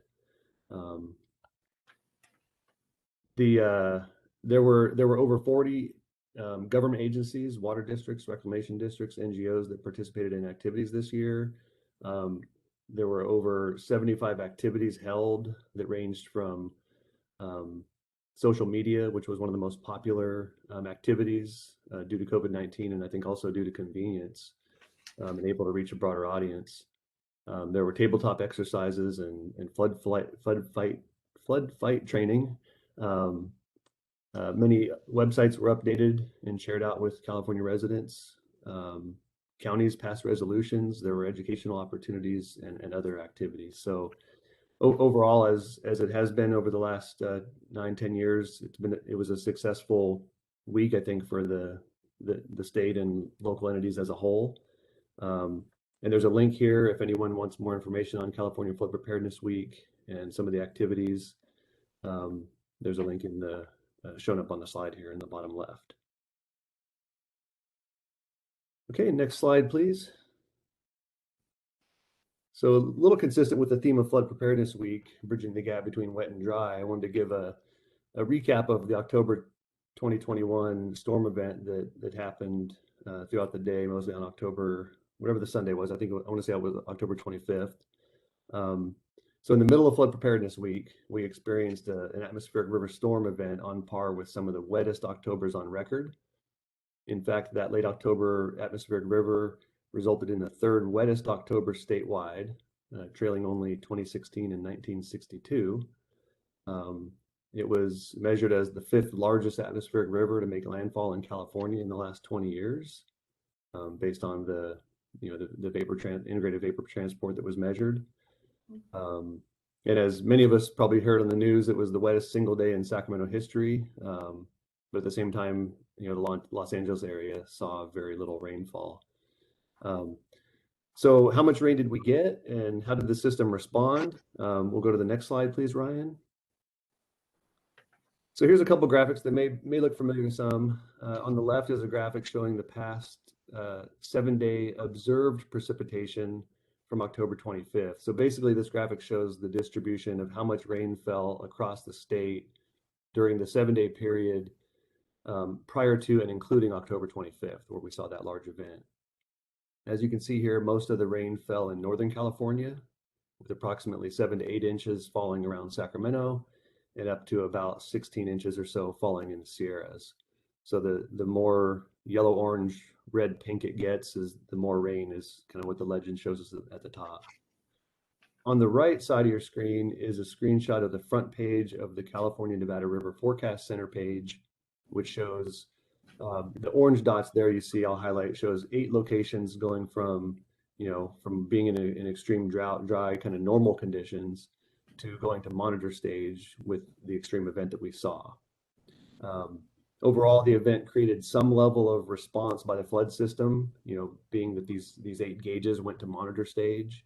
And after the event, the stages quickly went back to normal conditions. So if you wouldn't mind going to the next slide. We can look at how this atmospheric river stacked up to produce so much rain. There's also a couple of graphics that you may have seen, still relatively new. I'm not sure how many years these have been produced, but this is a good plug for our atmospheric river program. And this slide should highlight some of the benefits and value of that. But these 2 graphics are from the Center for Western Weather and Water Extremes. The graphic on the left is really showing the max AR scale observed over the 7-day period leading up to that October 25th event. The graphic breaks down the observed AR scale at half-degree latitude on the West Coast, with the colored dots showing the atmospheric river scale. And if you'll note the category 5, the red dot, category 5 atmospheric river value just north of the Golden Gate at about 38 degrees north of the latitude there. And this atmospheric river, this AR5, which is the strongest on the scale, happened to be centered in the Golden Gate, as I mentioned, where we have a mile-wide gap in the coastal range. So this allowed a tremendous amount of moisture to enter into the Central Valley and up and over the Sierras. So it landed in the right spot for some of the dry conditions we have in some of the watersheds there. This gave us the best benefit, for Oroville, as an example, due to the trajectory, and rain wasn't lost at the coastal range through that mile-wide gap. So it was, in some ways, a perfect storm at the time for the Feather River watershed. It created temporary wet conditions, being monitor stages and whatnot that I mentioned, versus if this was in the middle of the winter and our reservoirs were full, we could have had a different response required in the flood system. The graphic on the right shows the max AR scale forecast over the next 7 days after that October 25th event. And as you can see here, the events after that AR5 were forecasted to be much less impactful. And then just if you're curious about the blue-green coloring throughout the 2 maps, this is an indication of the precipitation observed on the left and forecast on the right. And aside from being cool stuff to look at, because I think these graphics are really cool once you start to understand them a bit better, these graphical tools highlight some of the investments made over the years in the Atmospheric River program. It's an important program that we need to keep investing in. So we're constantly working through our hydrology group and our state climatologist, Dr. Michael Anderson, which I want to give credit for helping me with this presentation. He pulled this together for me, and he's been educating many of us in the department and outside the department on these extreme events, and helping us start to talk the language that some of the experts are so well versed at.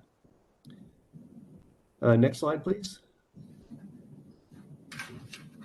So this atmospheric river, category 5, was one big storm in the midst of drought conditions. So what? So what about it? What happened? Well, here we saw some decent increases in lake levels in the north, with the Feather River and American River basins seeing the most precipitation, as we saw on the earlier graphic. And from this, Lake Oroville saw about a 30-foot rise in storage elevation, and Folsom Lake saw about a 17-foot rise. Shasta Reservoir saw smaller rises due to less precipitation in that watershed, and the San Joaquin Valley reservoirs had a minimal impact from the storm.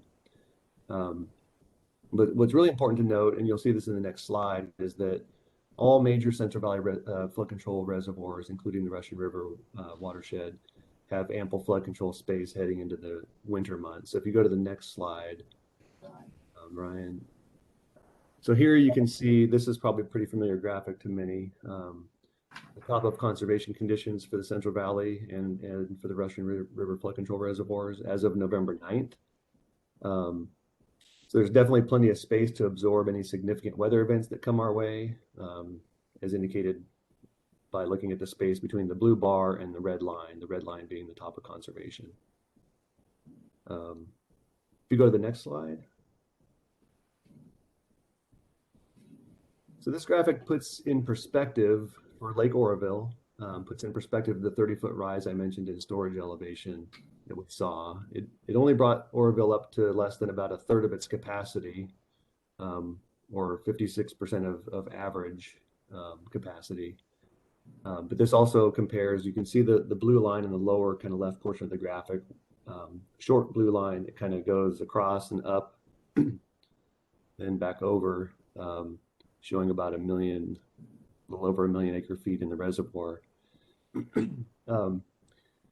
What the graphic also does is it compares this year's progression, which is that short blue line in the lower left, with some of the wettest and some of the driest years we've seen. So the two red lines indicate a couple of the 1976, 77, and 2014 and 2015 dry periods.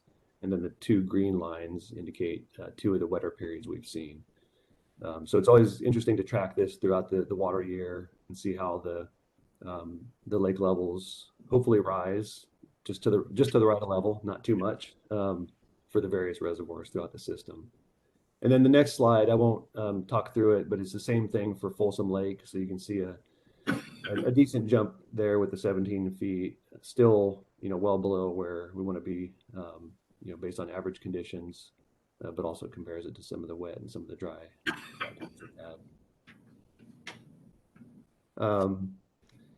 So before I introduce the next speaker, which is Wade Wiley, I want to leave you with some thoughts from our state climatologist, Dr. Michael Anderson, regarding the current long-range outlook for this winter.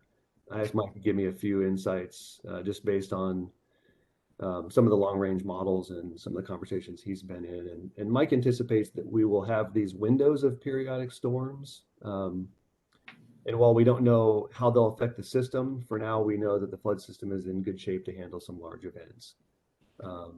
Ultimately, it's how what we call the hydroclimate conditions line up that dictate how big a storm is. And right now it's too early to predict with much certainty. So things that come into effect like reservoir conditions, soil moisture, other parameters that the experts look at to really determine when one of these events is coming in, how impactful is it going to be. We know with this latest event in October, it was obviously very dry. We hadn't had any rain up to that point that was worth mentioning, and the system absorbed that. So depending on the frequency and duration in between events is really going to dictate how the system responds. But with that said, we could see the need to activate at some level of flood response on a short-term basis, and then we would expect to be back to dry throughout this winter. He also mentioned that our ability to navigate between the two extremes, between wet and dry, is really important this year for flood and water management. Water supply versus flood activation.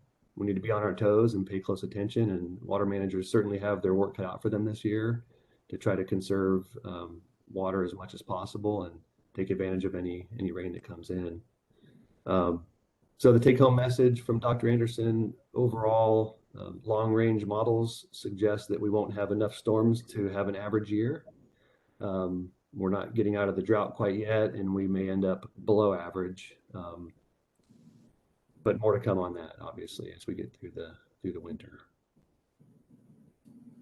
So with that, I would like to introduce Wade Wiley. He's here to give you a presentation as part of my report on the Utility Crossing Inspection Program. Wade and his team have made tremendous progress over the years to identify and document the condition of various utilities, or mostly pipes, that cross through state flood and flood control levees.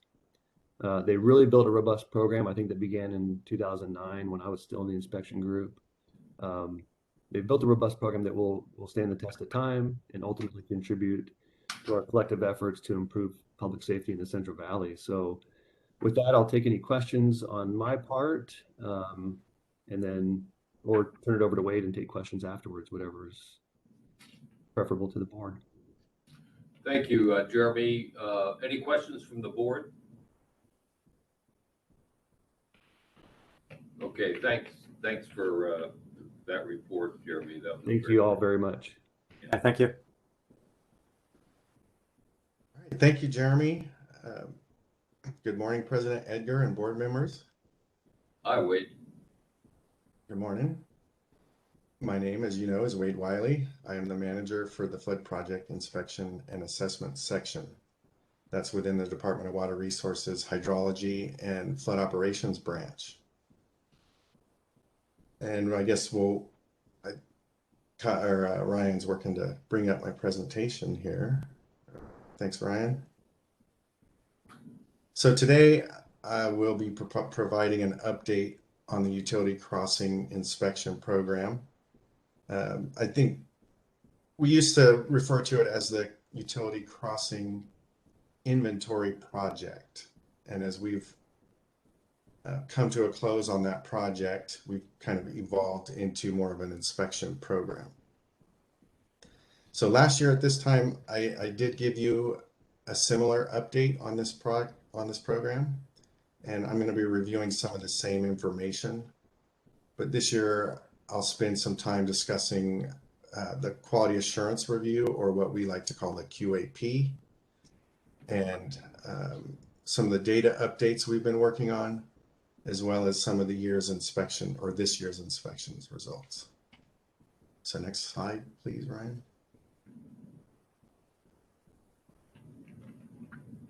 Again, in today's briefing, I will be reviewing the purpose and history of the utility crossing inspection program. Then I will describe the inspection process and how we are updating all our records through our quality assurance process, or QAP. I will then talk about the program's recent findings. Next slide, please. The purpose of the USIP program is to identify, locate, and inspect all the utilities that penetrate the state plan and flood control levees. The resulting data and inspection results are shared with the local maintaining agencies, the Central Valley Flood Protection Board, and the U.S. Army Corps of Engineers. Next slide, please. So I think it was conceived in 2008, the USIP project and now program, and it was put into action in 2009. And the utility crossing inventory project reviewed all the available records for pipes and their locations and began entering their findings in the USIP database. Scouring O&M manuals, levy logs, permit records, quad maps, and other sources of data that we had, USIP staff identified close to 7,500 utility crossings throughout the state plan and flood control levees.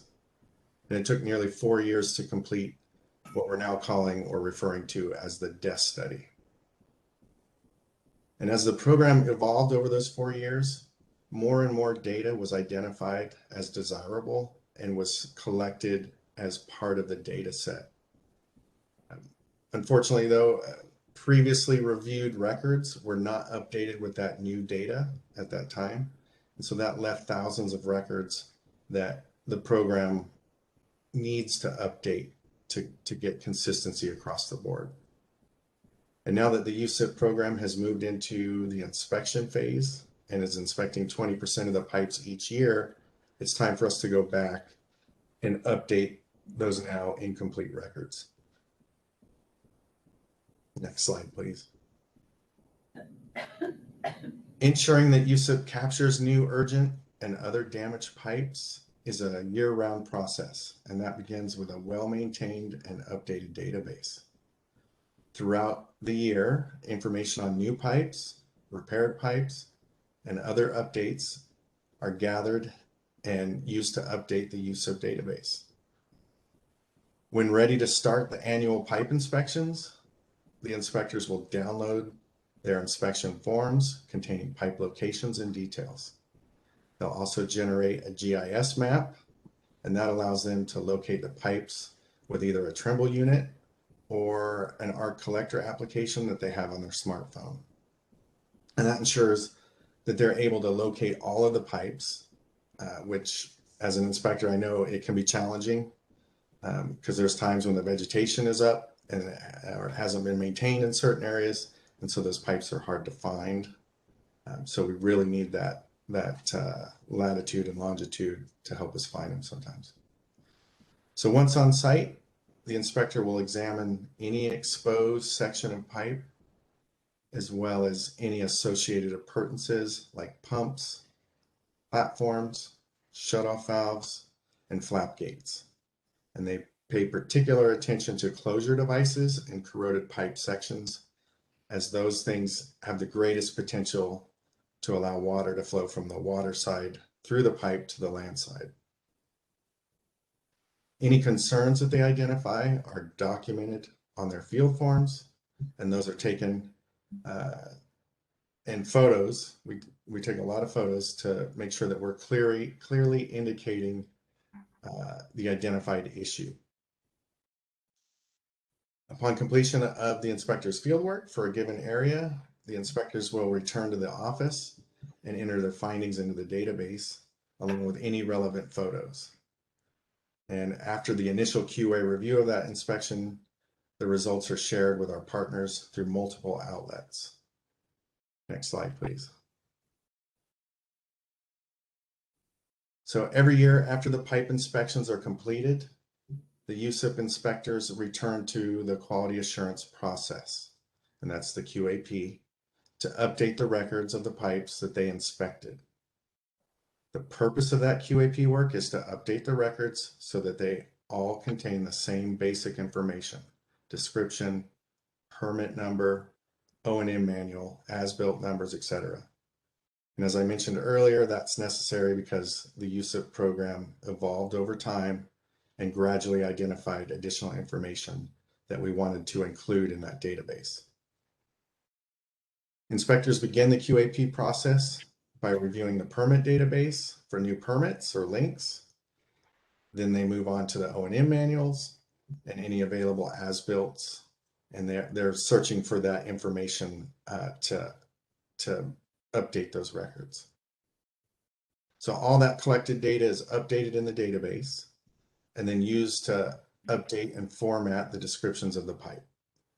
And when completed, the records for each pipe will be in the same format and contain the same categorical information as all the pipes within the database.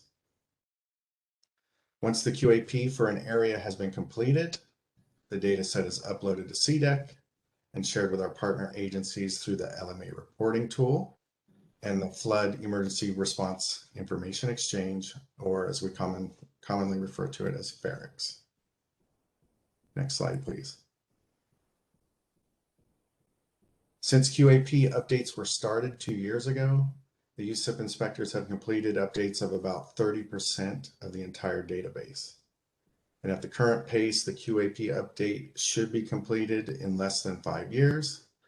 But I think that we're probably getting more efficient with time, and we expect that to kind of pick up a little bit. So, you know, maybe looking at 4 years there. So next slide. Now let's take a look at the inspection results from the program from this year's 2021 inspections. We exceeded our goal of inspecting 20% of the pipes within the system this year. And we were able to accomplish that extra work because we had a contractor that was providing engineering support, and that allowed us to cover more areas.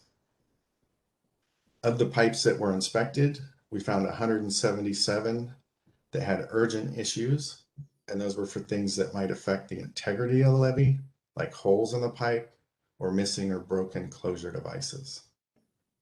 1,791 had non-urgent issues, and I need to kind of explain that further, which I will do in a moment. 450 had nothing visibly wrong with them, and 238 were not rated because they were at extreme depths, they had been removed, or there was documented evidence that they were never installed. So we need to take a closer look at the 1,791 non-urgent pipes, as that number has some subcategories that I'd like to explain further. Next slide, please. So the non-urgent category in the USIP rating system has 3 subcategories.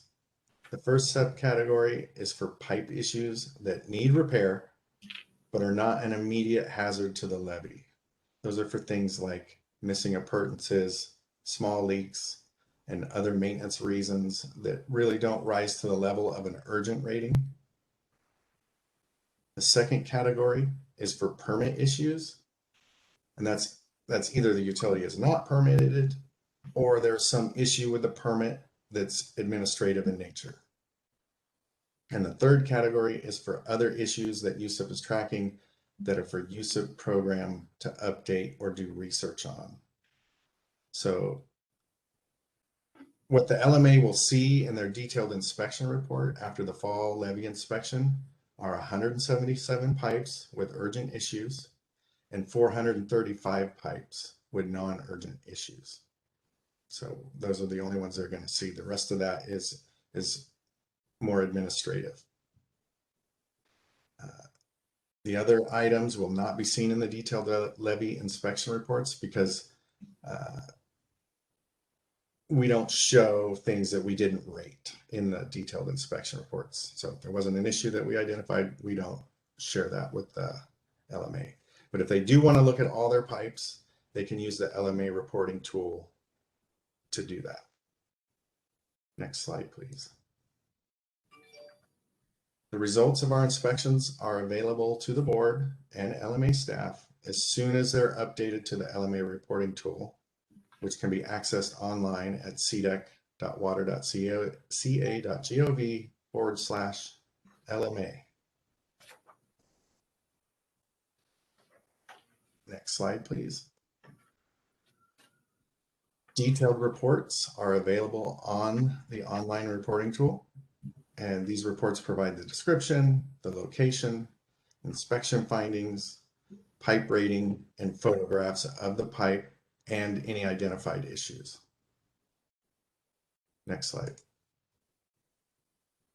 And these results are also available on Ferrix. And this map-based interface, Ferrix, allows the user to sort and filter in a variety of ways, helping the user to hone in on the use of information that is desired.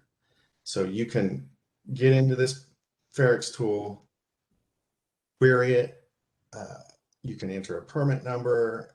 There's multiple ways you can find a particular pipe, or you can view a subset of pipes. So it's really a handy way to absorb the data that comes out of the USIP program.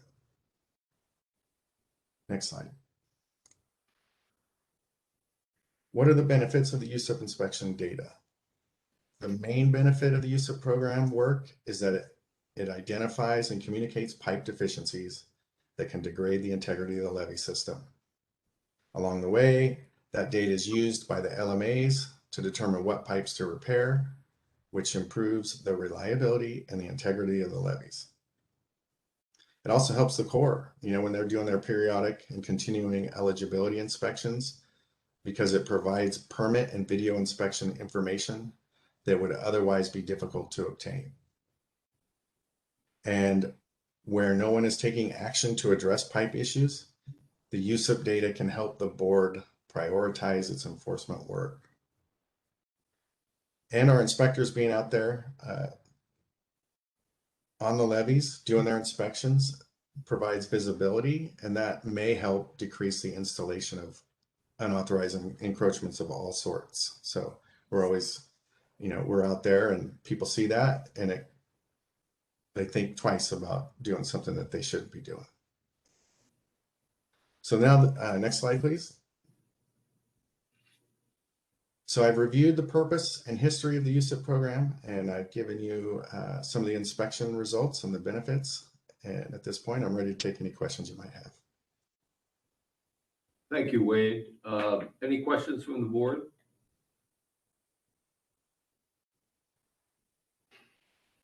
Who is that has the hand? Nobody. That's a camera. Okay. There's no hand. Okay. Okay, I guess not, Wade. Thank you. Thank you. Thank you. Okay, Jeremy, I think we'll proceed with Mary's presentation. Is that correct? Yes, that's correct, President Edgar. Thank you very much. Thank you. Mary, good morning. Good morning, everyone. Is my sound coming through okay? Yes. Thumbs up? Thank you. I'll wait for the sharing of the screen. Good morning, everyone. This is Mary Jimenez with the Department of Water Resources. Pleased to be here this morning to provide the board an update on our development of the 2022 update to the Central Valley Flood Protection Plan. Next slide, please. So an overview of my presentation today. I'll provide a brief recap of topics presented to the board last month on our ongoing updates to the State Plan of Flood Control descriptive document and flood system status reports. Also on the tribal engagement that we've been undergoing for the flood plan. I'll focus today on where we're at with the review and briefings we've been conducting on the working draft of the flood plan update. And then a brief look ahead to where we're going.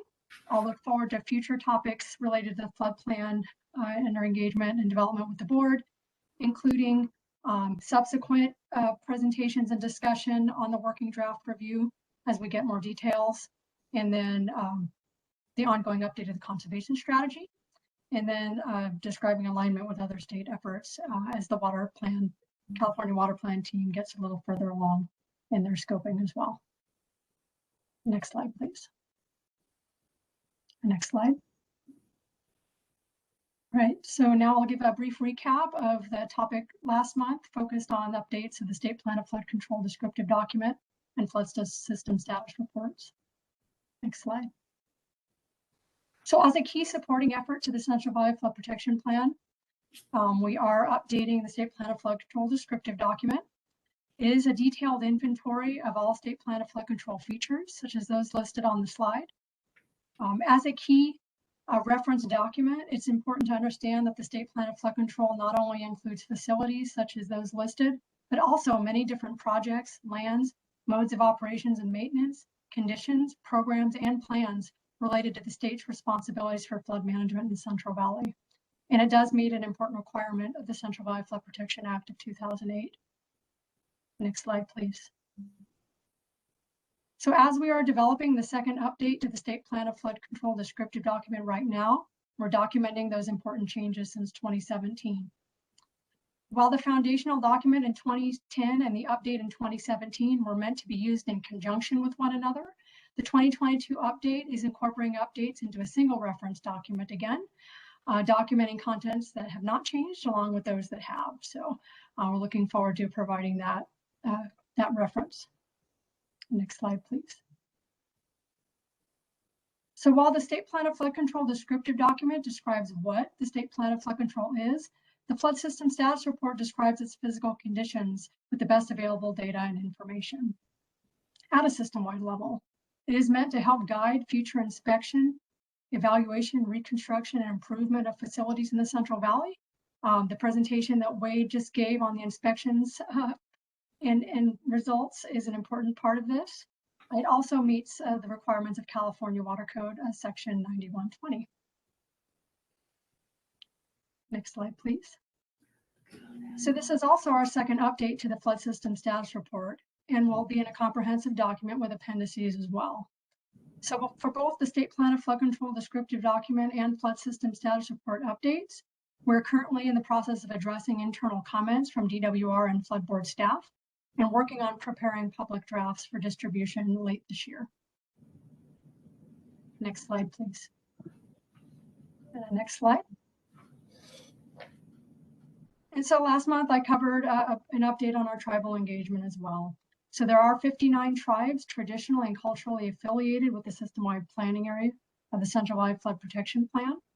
Well, we have highlighted tribes on the slide that have been actively engaged already in the 2022 update, either through attendance at one of our informational meetings hosted this year by DWR and the board, or through a request for formal consultation. We are continuing outreach to all of these tribes, except for the 2 tribes that have formally declined involvement that are noted on the slide. Next slide, please. And so as part of our commitment to expand coordination with Native American tribes on the CVFPB, we did conduct a large informational meeting on October 4th. We also sent a copy of our working draft CVFPB to all of the tribes in the planning area on October 1st. And we sent hard copies, a limited number of hard copies, to a couple of tribes who specifically requested them as well. As you'll see a little later in my presentation, 2 tribes have responded with written comments already on our working draft, so very pleased to share that. Next slide, please. And so where we are. Thank you. So a little more now on the review status of our working draft and our ongoing briefings, recent and ongoing briefings. Thank you. All right. So an overview of where we're at. As the board is aware, we distributed the working draft of our flood plan as an early opportunity for input and review on October 1st. That review went out to over 400 individuals, representatives of our partner agencies, and actively involved public interests. So very widely distributed. And consistent with what I mentioned for the tribal partners, we did provide some unlimited number of hard copies to those that requested it and needed it. We included reviewer guidance in that distribution, including an Excel comment table that was useful for folks to be able to share their comments with us in a consistent way. And I really appreciate how widely that was used. We put it out for a 1-month review. So the comment period closed the close of business on November 1st. Thank you. Next slide. And so 16 sets of comments were received, and that amounted to something just over 280 individual comments in our log so far. As I mentioned, consistent with the comment log format template that we provided, reviewers gave comments a classification of either minor, moderate, or major in order of importance. It's really useful to help us prioritize and make sure that we're addressing comments consistently. So far, approximately 20% of those 280 plus comments have been identified as major importance to the reviewers. So really drawing our attention to that important subset by classifying them in this way.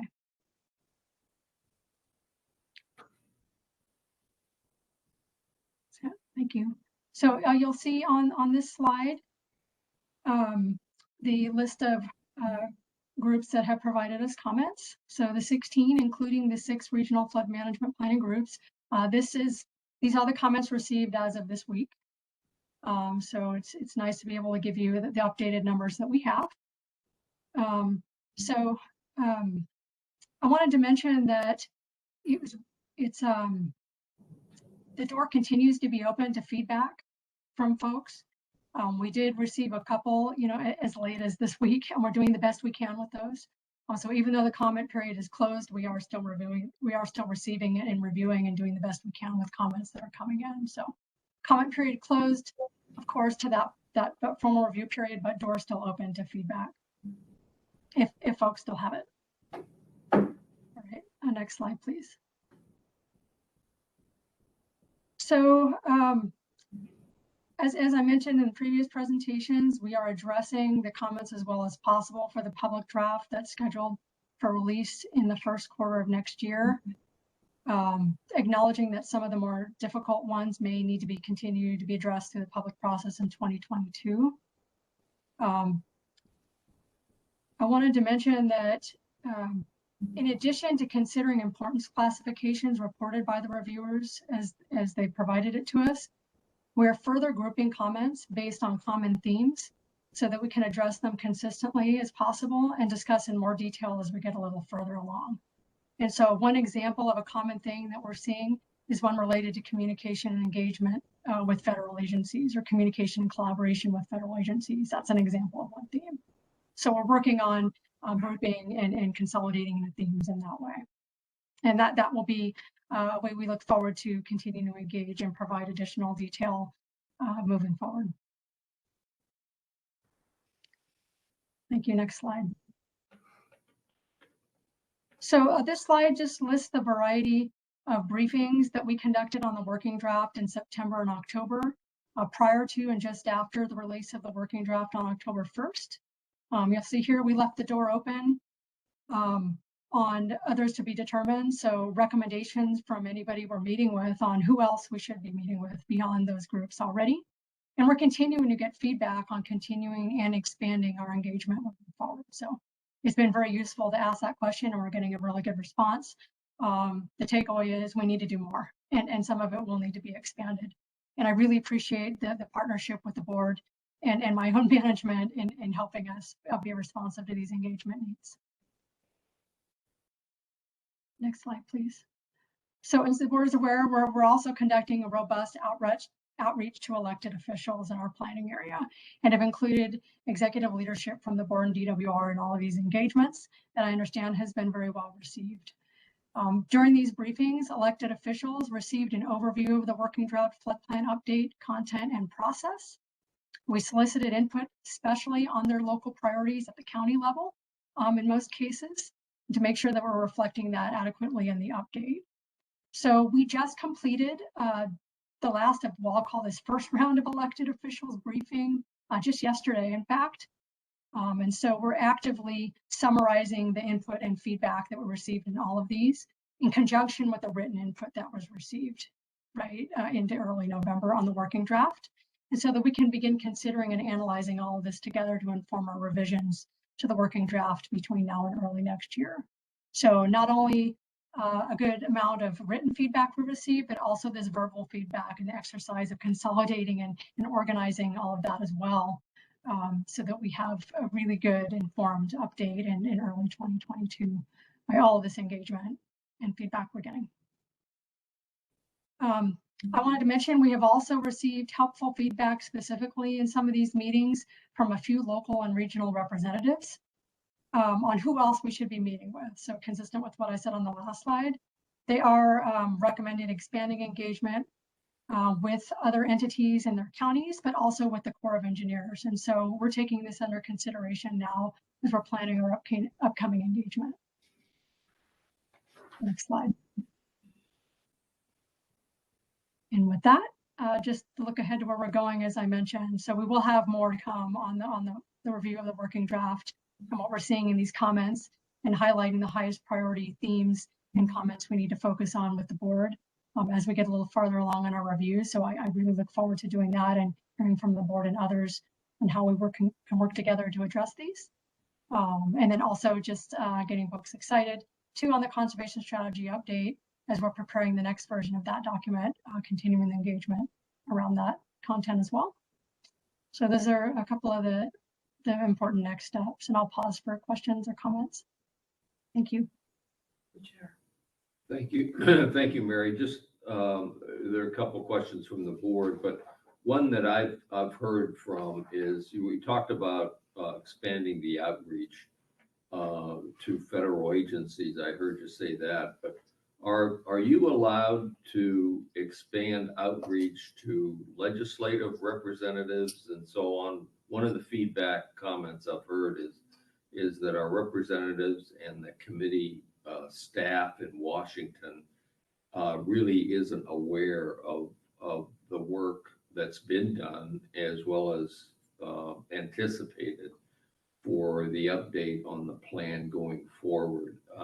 Are you allowed to do that, or can you do that, or are you contemplating doing that? That hadn't been part of our near-term engagement plans, but maybe we can follow up on that, how that could be accomplished. Okay, would you mind, because the one who talked to me about that was Rick Johnson, and he, as you know, SAFECA's back in Washington constantly, a lot more than we are, and he says that there's just a dearth of information on what we're actually doing on this plan at the Washington level. So I don't know whether you, and I don't know how much work we're doing at the state level either in terms of the legislative outreach, or whether we're permitted to do that. I'm not sure what your guidance has been, but that's the constant theme I hear. So that that kind of it impacts the financial aspect of, you know, where we're going to get the money to do all these projects. If they knew a lot more about what we're doing on the legislative side, it might help our case a little bit better. But here again, I'm not sure whether that's possible or not. But that was just one of the outreach issues that I talked about. Okay, Mary Jane. please. Yeah, I'd just like to share my experience. I've been able to attend a few of these meetings, and I really appreciate the Department of Water Resource staff. They did an excellent job. I also appreciate board member Dolan. You know, she's been through this process before, and this is my first time going through it. So I really appreciated partnering with her, you know, and talking to local elected county supervisors. You know, both Jane and I can relate to them because of our past experience. So I think that it really brought some ease to those supervisors, knowing that they had other local former supervisors to talk to and could relate to. So I wanted to share that.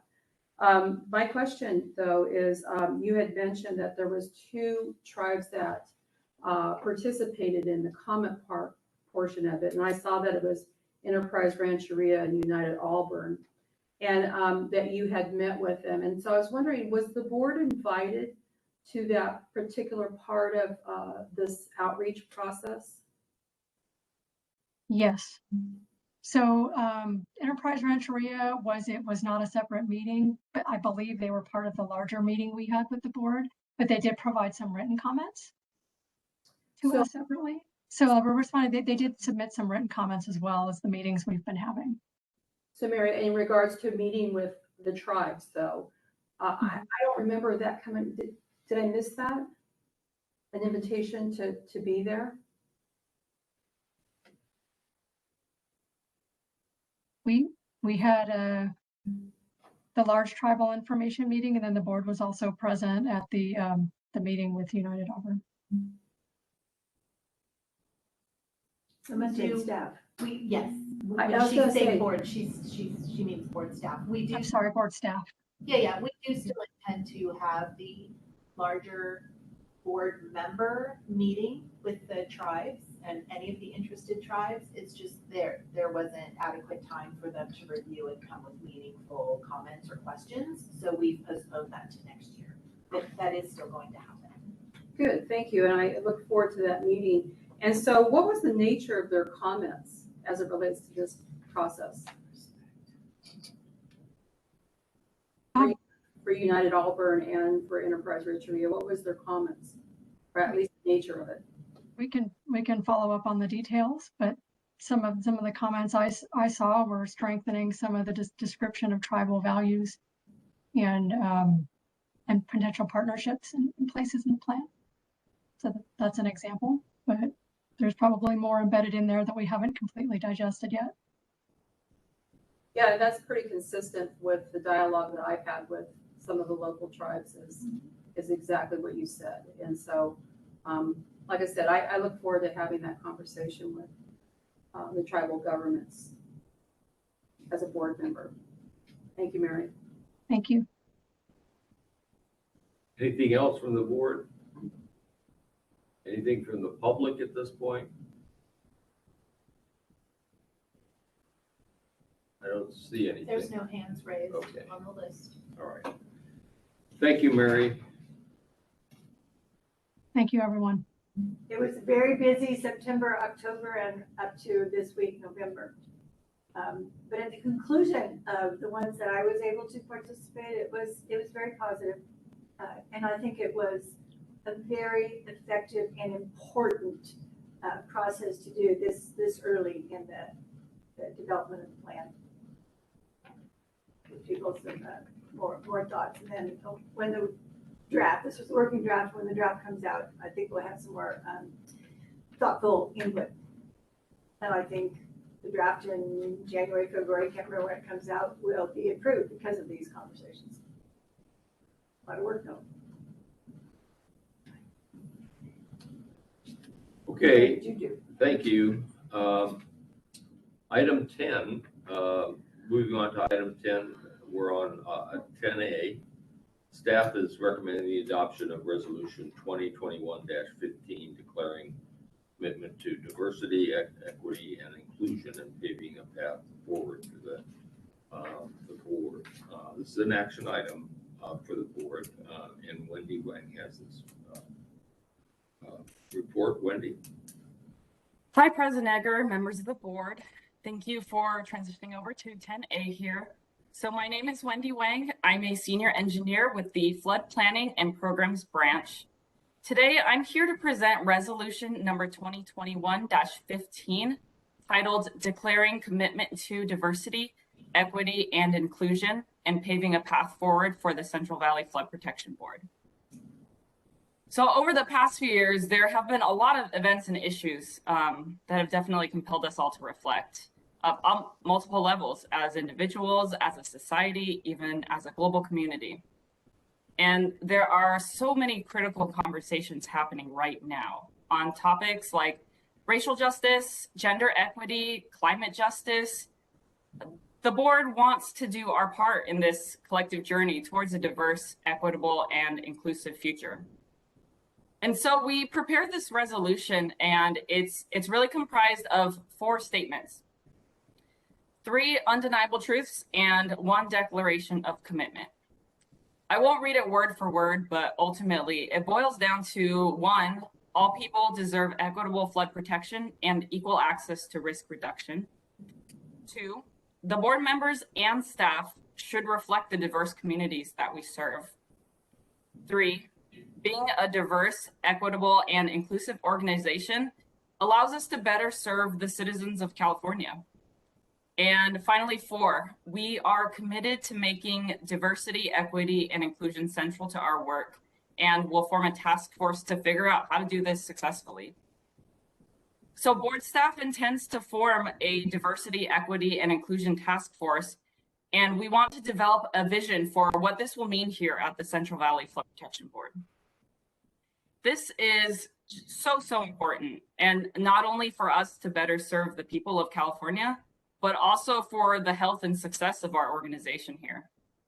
Ultimately, I think it will lead to more diversity of thought, foster greater empathy, and inspire much more innovation, creativity, and collaboration. In the past, we simply just haven't done enough, but it's never too late to get started. So let's dive in and play a key role in breaking down these systemic barriers. Let's start working towards an inclusive and equitable flood management system. Let's strive to become the most diverse and inclusive organization in the world. And with that, I present to the board for consideration a resolution declaring commitment to diversity, equity, and inclusion, and paving a path forward for the Central Valley Flood Protection Board. Thank you. Thank you, Wendy. Just clarification, you're going to be on point on the task force and so on?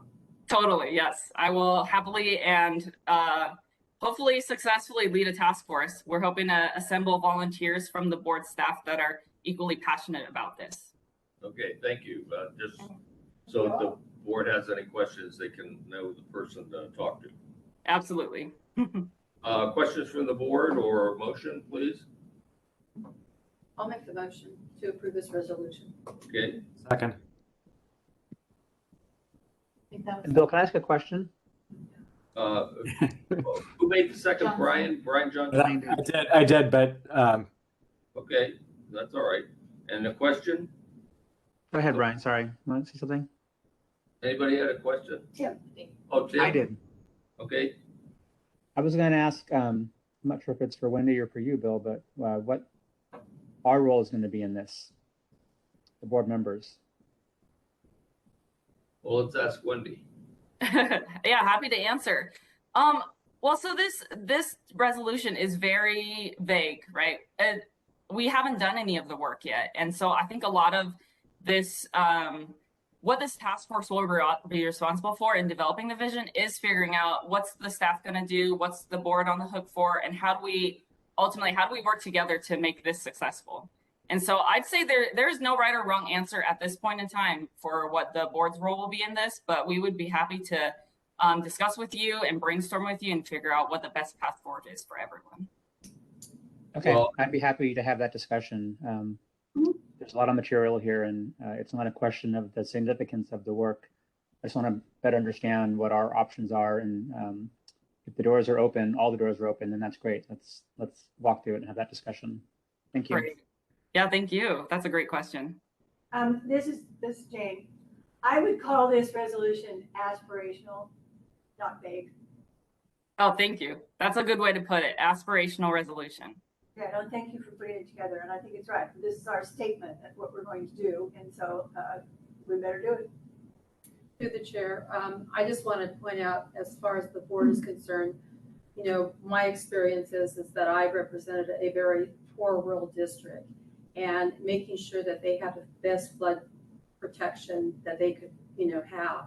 And so I think that's, you know, as board members, we come with that experience, and I think that really kind of speaks to this resolution as a, you know, as being equitable for all communities to have the same kind of protection.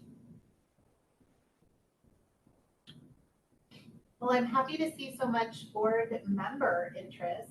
If you'd like to get a subcommittee of board members together, we can certainly do an ad hoc committee if you'd like, or we could do periodic reportings on our task force findings. Probably both. Well, I think Wendy is going to propose a detailed, taking our resolution. I think she's going to then provide a mission statement, goals and objectives, a work plan, and so on. And that should be brought back to the board for more input. There may be some board members who want to serve on that committee, whatever we do. Yeah, but that, as Tim pointed out, that's a discussion the board needs to have when that product is produced. And Wendy, you're going to do that, right? Yep, we'll be here ready to get together and discuss. I am really encouraged by so much support, and thank you all for being interested in this. Okay, we have a resolution on the table. Mary Jane, moved by Mary Jane, seconded by Brian Johnson. Please call the roll, Ryan. Board Member Griego? Yes. Board Member Johnson? Aye. Board Member Ramirez? Aye. Board Member Valines? Aye. Board Member Countryman? Yes. Vice President Dolan? Yes. President Edgar? Yes. Thank you, members. Under item 10B, this is an informational briefing regarding permit number 19486 for Reclamation District 817 regarding the approval of an encroachment permit for Bear Creek River levee setback. And this is what Mary Jane talked about a little bit this morning. In any event, Mike Salazzo has this report. This is an informational briefing this time. Mike? Right. Yeah, thank you, President Edgar. Yeah, it's just a informational briefing on the Bear River Setback Levee Project. So good morning, or actually it's good afternoon, President Edgar and the members of the board.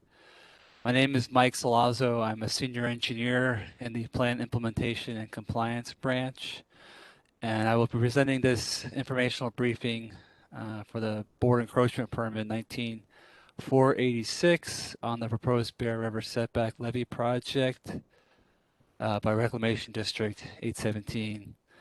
Now I have Tony Deuce with MBK Engineers with me today, representing the applicant, who will present some key features of the project later on in the presentation. So let's go ahead and get started. Ryan, if you please. Okay, so today's presentation will begin with an overview of the request, followed by a few figures showing the location, and then a discussion of the background, and then I'll turn it over to Tony to discuss the details behind the project description, and then I will return with the staff's analysis and then conclude with next steps. There's no action for the board today. It's just an informational briefing. So Ryan, please, next slide. Okay, 4 items on the overview, starting with the first item. The project itself consists of a 2,800-foot setback levee with a shallow cutoff wall and a landside levee buttress. The setback levee includes a downstream seepage berm as a feature of the setback levee to control end-around effects with a tie-in with the downstream portion of the existing levee. And you'll see that on the next slides for showing the location. On the next bullet, as you'll see in the next slides, the project is located on the right bank or the north right bank of the Bear River, about 2 miles west southwest of the city of Wheatland in Sutter County, within the boundaries of RD 817. The purpose of the project is to address erosion caused by a constriction in the channel at a bend in the Bear River. Actually, that area you can see velocities as high as 10 feet per second. And also the project is going to propose some protection against under and through seepage too. The downstream landside buttress serves both to improve seepage and to dispose of some of the material excavated from degrading the existing levee at the tie-in locations when the cutoff wall working platform is constructed. This has an added benefit of reducing costs from hauling the material off-site. However, the buttress itself is not specifically designed to address seepage instability. Finally, staff expects to request approval of the permit at the December board meeting for the board to consider. Next slide. Okay, here we have a general vicinity of the project. The project location itself is a roughly 2-mile stretch of levee work, shown by the blue curved line just south of Wheatland, between Highway 65 and 70, generally midway between Yuba City and the Roseville area. So if you go into the next slide, you'll kind of get a little closer view of the project location. You'll see the setback levee and the buttress project shown in the red hashed box indicated by the project site, kind of in the middle of your screen there. The site itself is within Sutter County, just east of Pleasant Grove Road, and protects the area within RD 817's boundaries, indicated by the orange dashed area between Bear River and Dry Creek. There is but the project will also use a borrow site, which is indicated in like a small box. It's hashed and kind of pink, just north of the city of Wheatland. The focus of the presentation will be on the work that's happening in the project site, which is shown in the next figure. Ryan, would you mind showing the next figure? We'll see the little closer up view of the project site itself. It consists mainly of 3 features. The landside levee buttress extends from Pleasant Grove Road on the left side of your screen. It's in a salmon-colored line. It extends about 1.5 miles to the east, or like the east-northeast, along the river, the Bear River, to where it meets the setback levee shown in the green on the north of the existing levee, kind of like in the upper right-hand corner of your screen.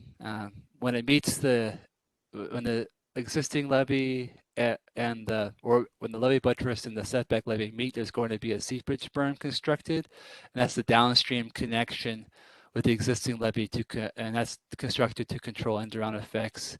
Since this the portion of the existing levee downstream does not include a cutoff wall at that location.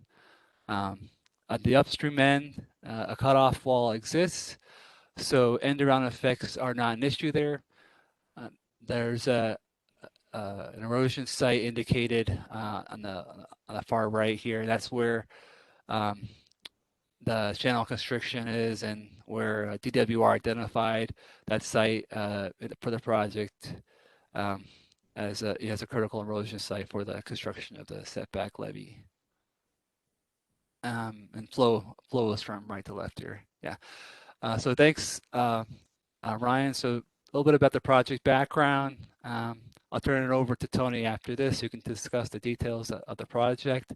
Starting with the first bullet, in July 2013, DWR completed a pre-feasibility study for the area and identified that critical erosion site.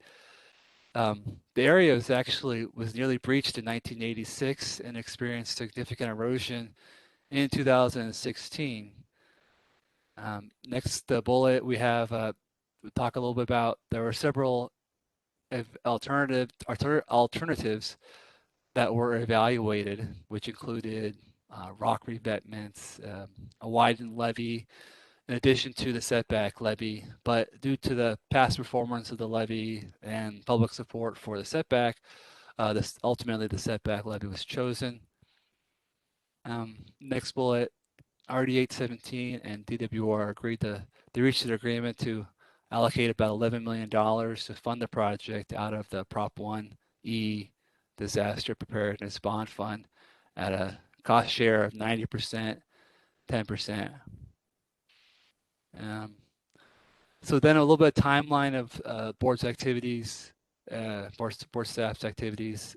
In February 2020, we received an application from RD 817, and then the board issued a statement of no objection in April to initiate the federal review of the project and that's under the U.S. Army Corps of Engineers Section 4.8 Project Alteration Program.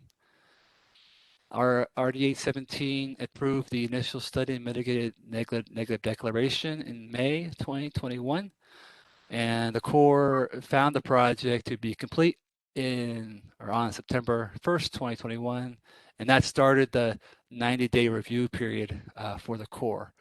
So with that 90-day review, that takes us into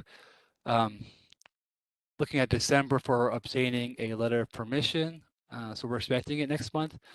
And once that's obtained, the plan is for RD 817 after a permit is issued, if it is issued, to complete the project by year-end 2022 before the cost-sharing agreement expires. So that's it for this slide. Now I'm just going to turn it over to Tony of MBK Engineers to discuss the project features, and then I'll return with the current analysis of the project. Great. Thanks a lot, Mike.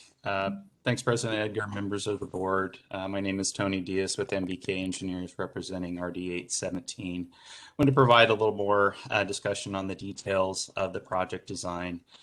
As Mike stated, the project incorporates a 2,800 linear foot setback levee on the north levee of the Bear River. At the most constricted point, which Mike had indicated, the setback distance to the north is roughly 300 feet. The setback levee itself will have both 3-to-1 horizontal to vertical slopes on both the land side and water side slopes, and will tie into the existing cutoff wall at the upstream portion to the east. At the downstream end, where the setback levee ties back into the existing levee, there is a very short seepage berm to account for any end-around effects that would be seen around the lead-out trench of the cutoff wall, which is also incorporated into the design. One of the items that I wanted to point out, kind of building on what Mike had mentioned, was the erosion site, which DWR had identified back in 2013.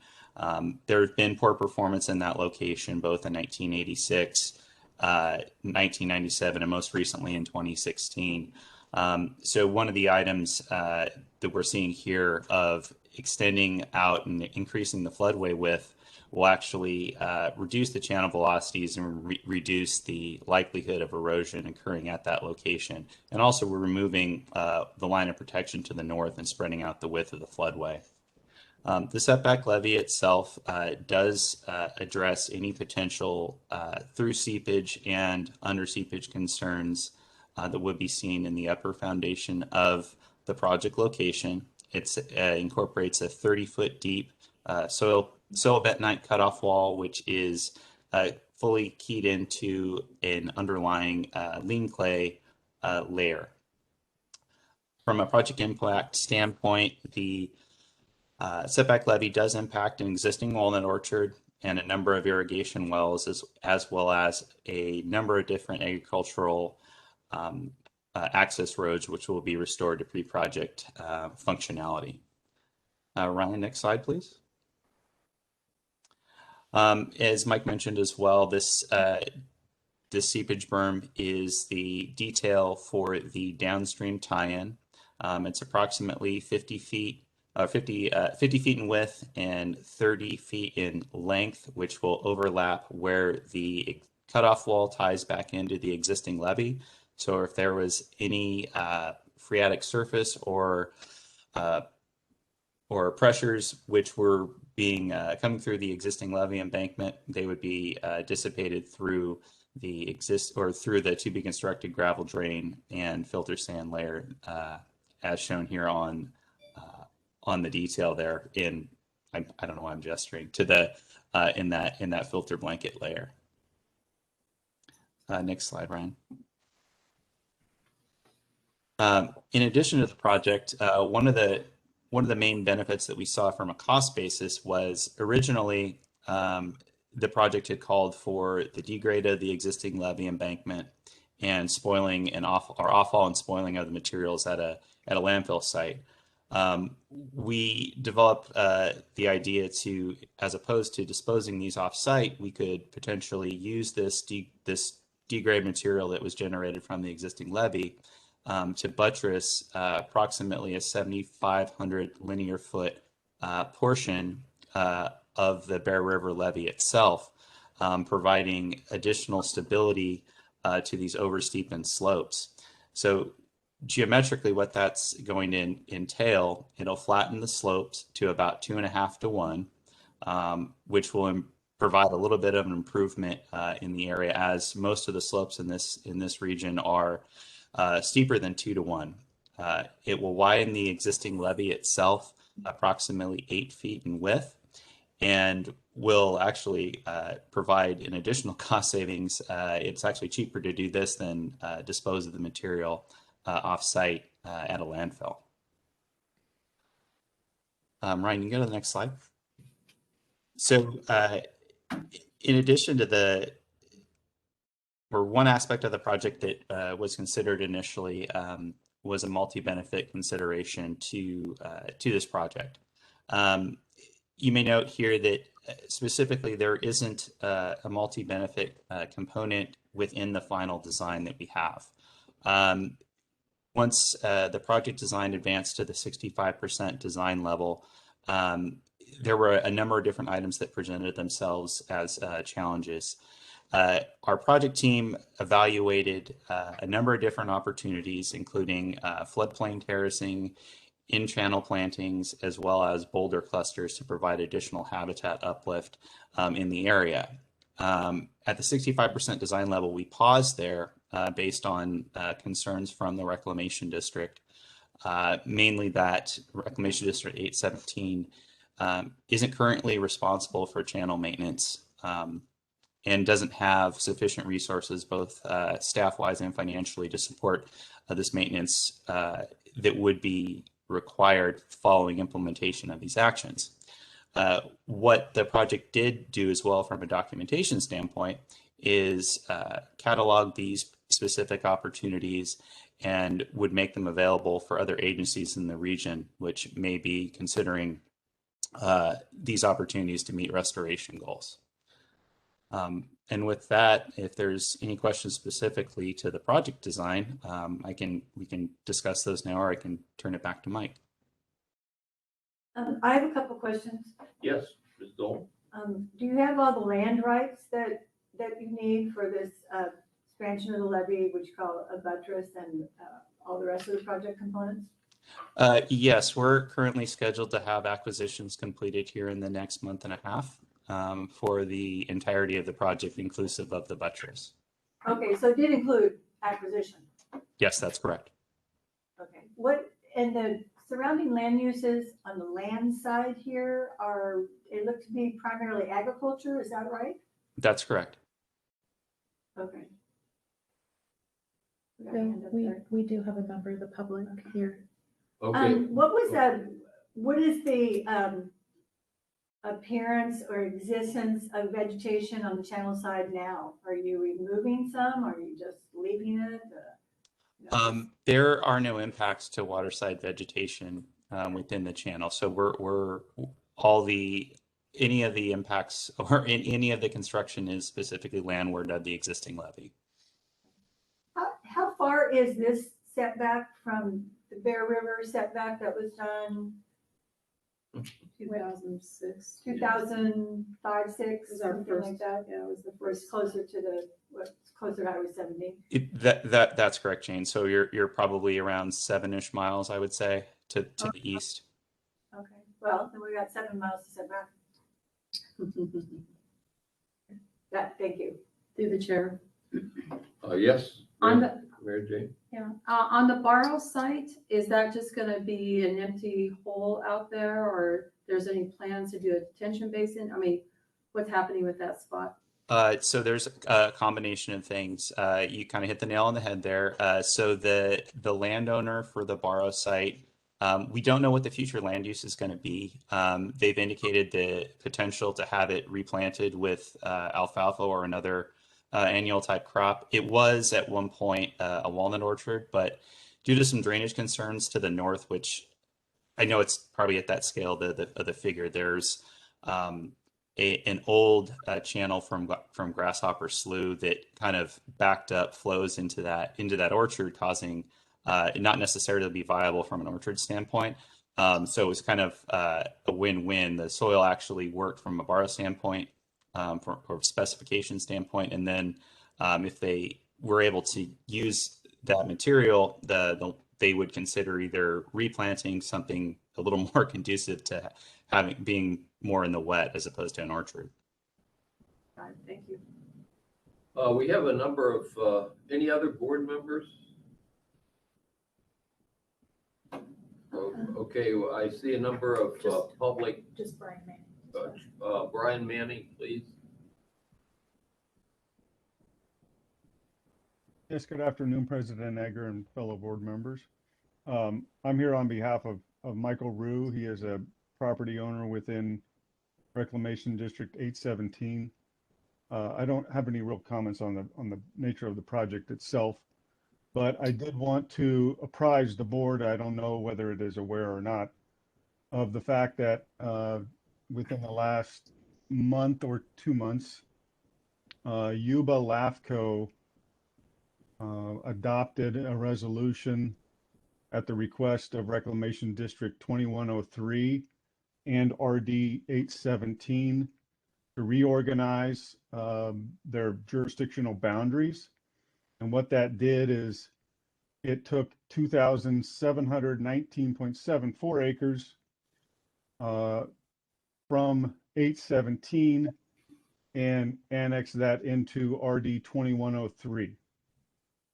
And then that left 507.30 acres of land within RD 817.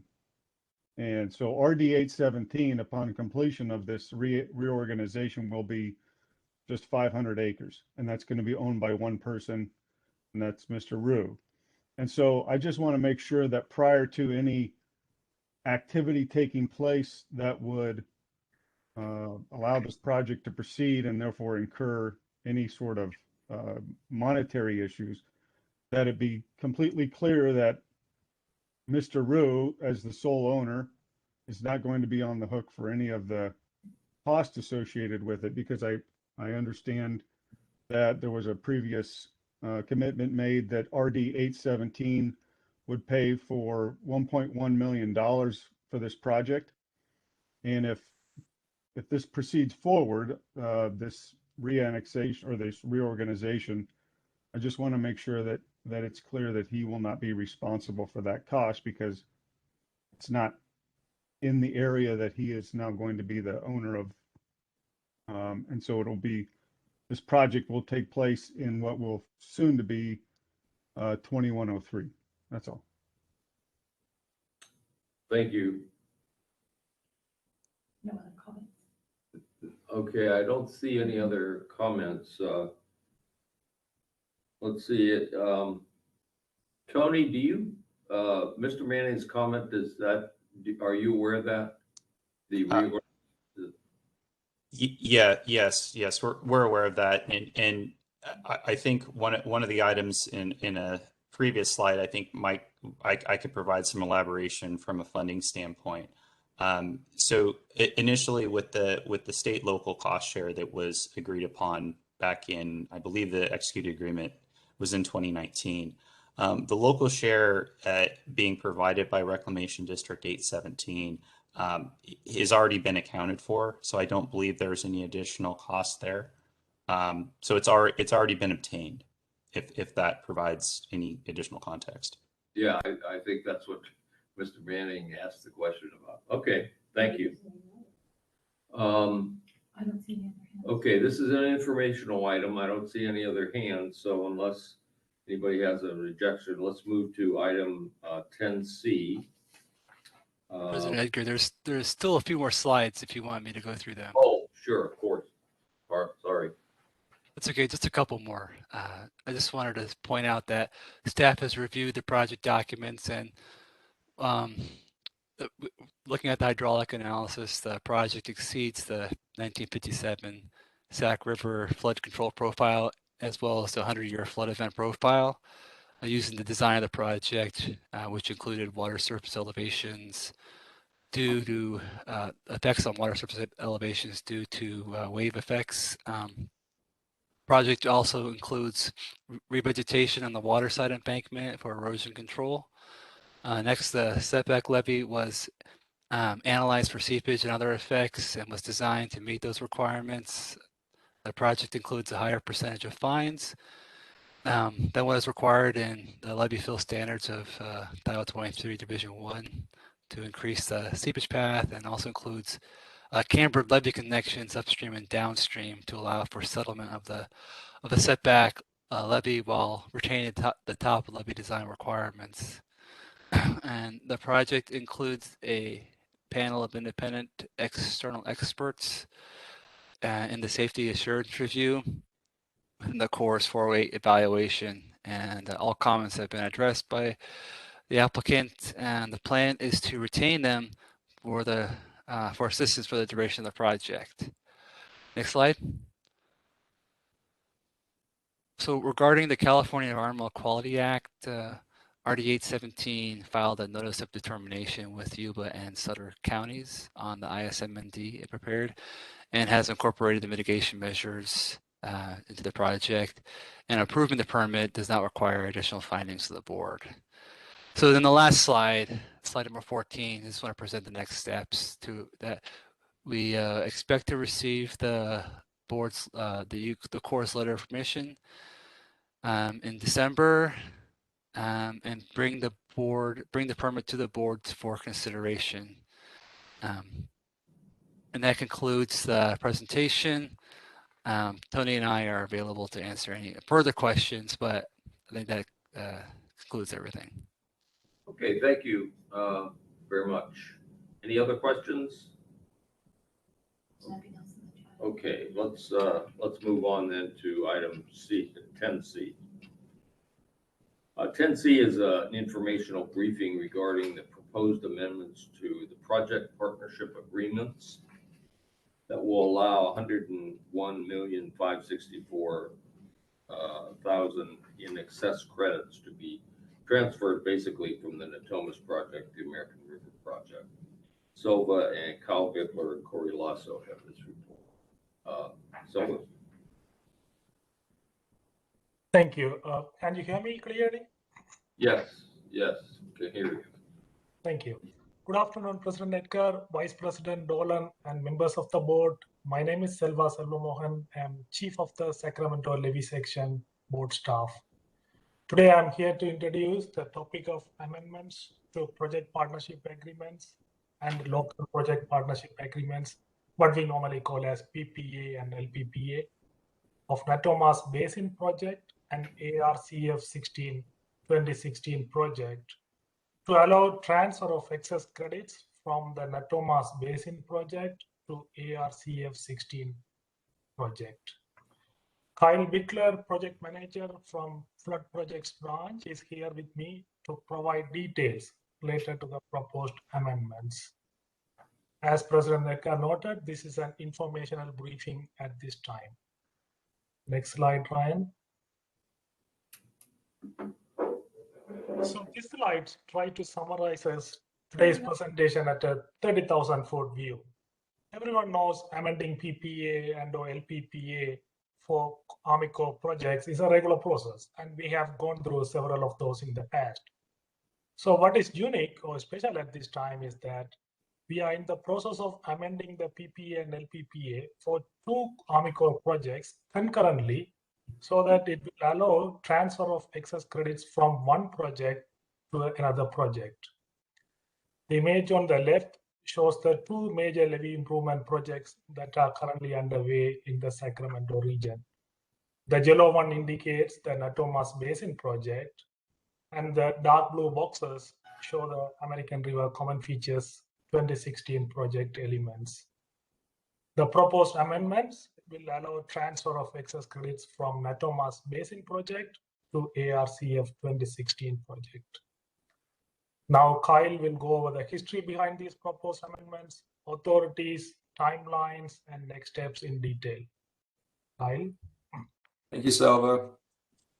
Ryan, you want to advance the slide? Thank you.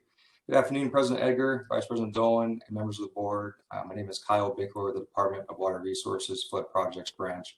I'm here today to provide a briefing for an upcoming action to amend 4 agreements to transfer excess credit from the American River Common Features Project, Natomas Basin, to the American River Common Features Project, ARCF 2016.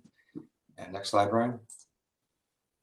Here's an overview of the presentation. We'll show the parties involved in the current project partnership agreements, also known as PPAs, and the local project partnership agreements known as LPPAs for both the Natomas Basin and the ARCF 2016 projects.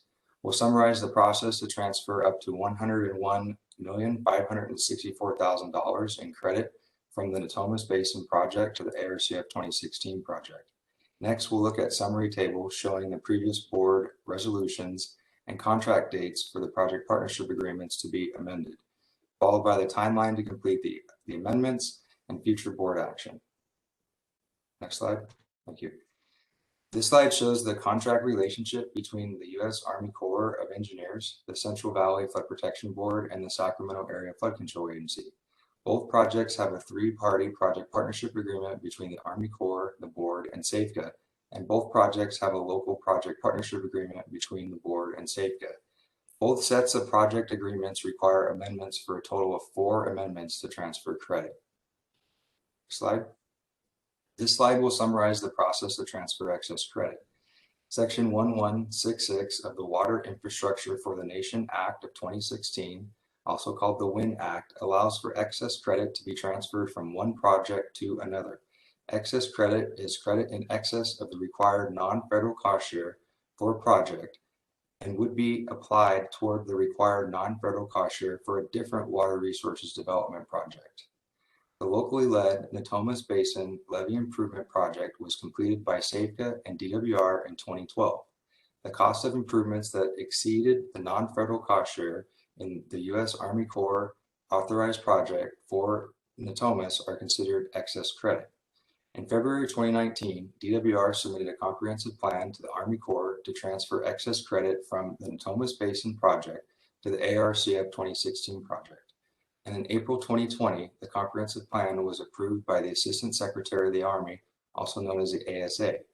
The proposed PPA amendments are currently with the ASA for final review and approval.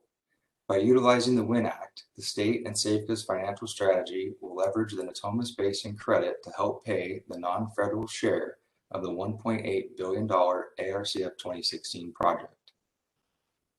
Next slide. Thank you.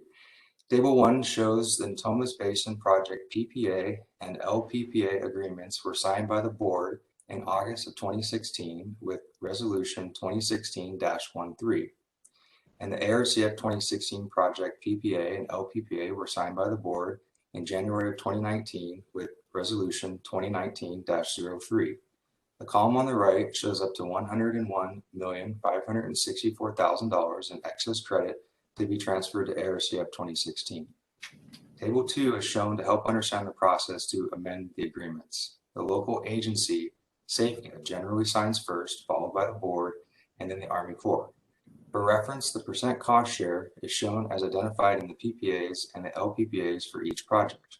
The federal government pays 65% of the project, and the non-federal partners split the remaining 35% at 30% local share and 70% state share, which equates to 10.5% for SAFCA and 24.5% for the state of California.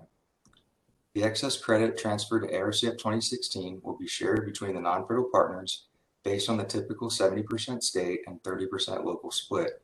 However, the actual percentage split will be based on the final accounting of SAFCA's and the state's expenditures for the Natomas Basin project. Next slide. This slide shows the timeline to transfer credit. As mentioned, DWR submitted the comprehensive plan for credit transfer to the Army Corps in 2019, and the Assistant Secretary of the Army approved it in April of 2020. DWR and SAFCA are currently drafting the LPPA amendments for the board's legal review, and the PPA amendments are expected to complete ASA review by January of 2022. When ready, the amendments will be presented to the board for action in early 2022, followed by Army Corps signature and final approval by the California Department of Governmental Services. Next slide.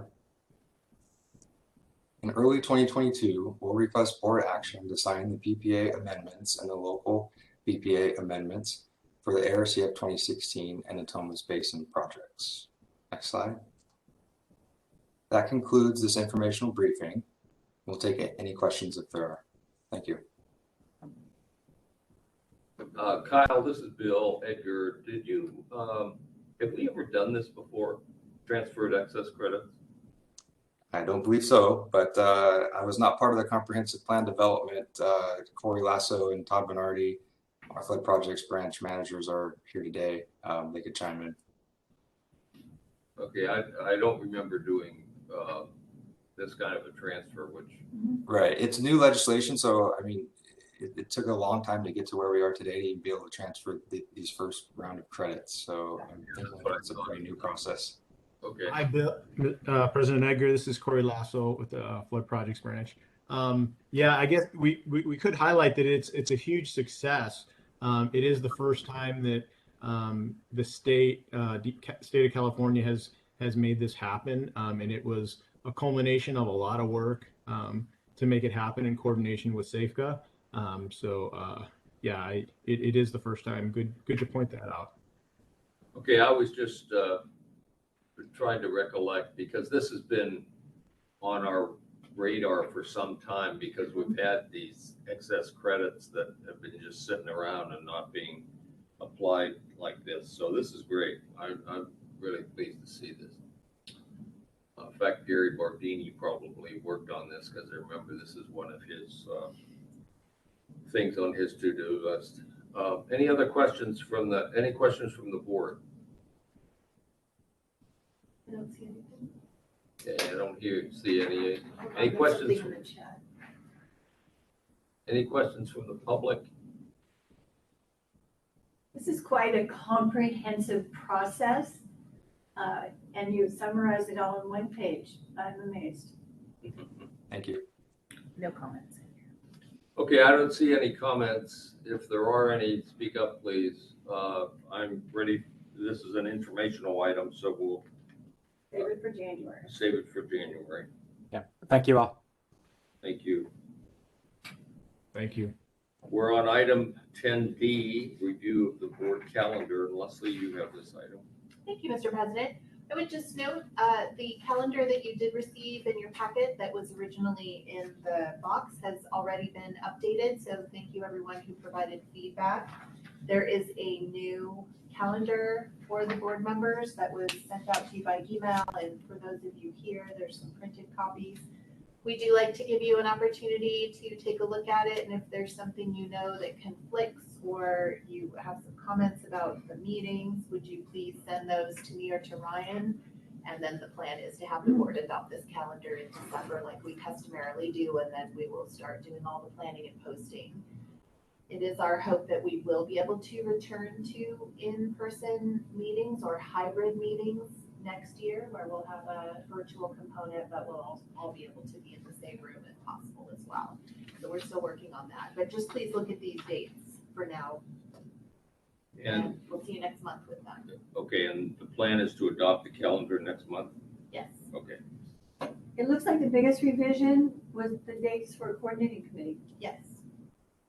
Move it. Coordinating committee recognition of the FMA in September. We typically do not have a workshop in January, and some of those workshop dates will likely be tours. We just don't know which ones yet. So they're all scheduled as workshops, but they might be on-site tours.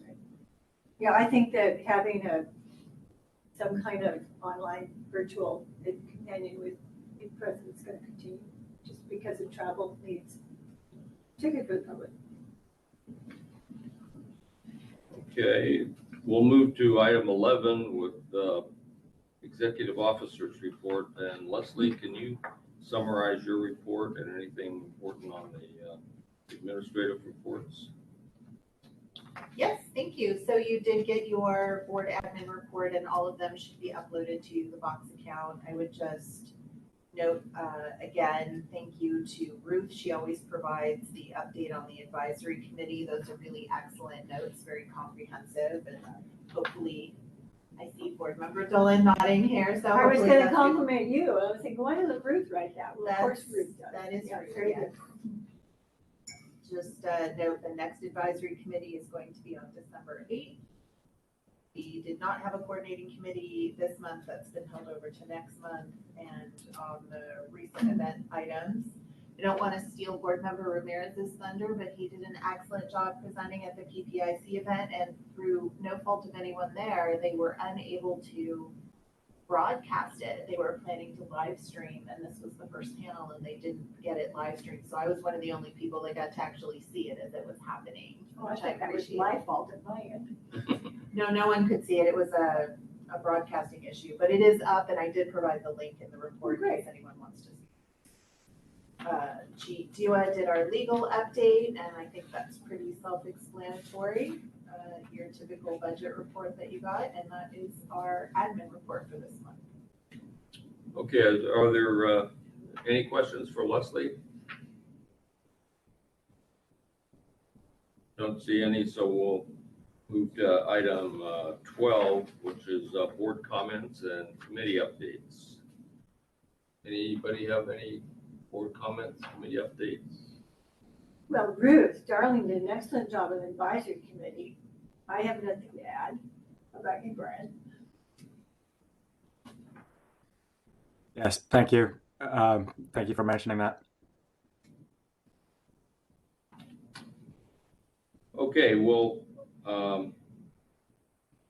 any other comments from the board? Okay, I'd just like to take a moment here, and I'd like to take this opportunity to wish the board members and the staff and the State Resources Agency leadership and staff and viewing stakeholders. I'd just like to take this opportunity to wish you all a happy Thanksgiving. I hope you and your family enjoy the holiday and cherish the time being together and sharing your traditions, as well as writing your own stories that will expand your current traditions that you've enjoyed in the past. Happy Thanksgiving, everyone. Most of you are also aware that in late June, I provided notice that I would not be seeking another term on the Central Valley Flood Protection Board, having served 10 years as your board president and 3 years on the previous State Reclamation Board, as well as having a long tenure as California local government management leadership. I think it's time for me to step aside and allow someone else to do this work, and therefore next month's regular board meeting will be my last board meeting. However, I really want you to know that I've enjoyed every minute as your president over the last 2 years, and very proud of what we've done and what we've accomplished, especially the adoption of the comprehensive flood protection plan, or what I call the blueprint for California's Central Valley future flood control system.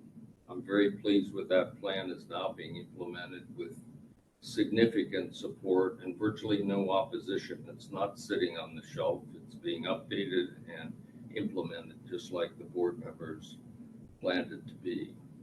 However, I do think we need a new president who is younger and who has different perspectives, new ideas, and more energy to address all of those areas where some future work is required.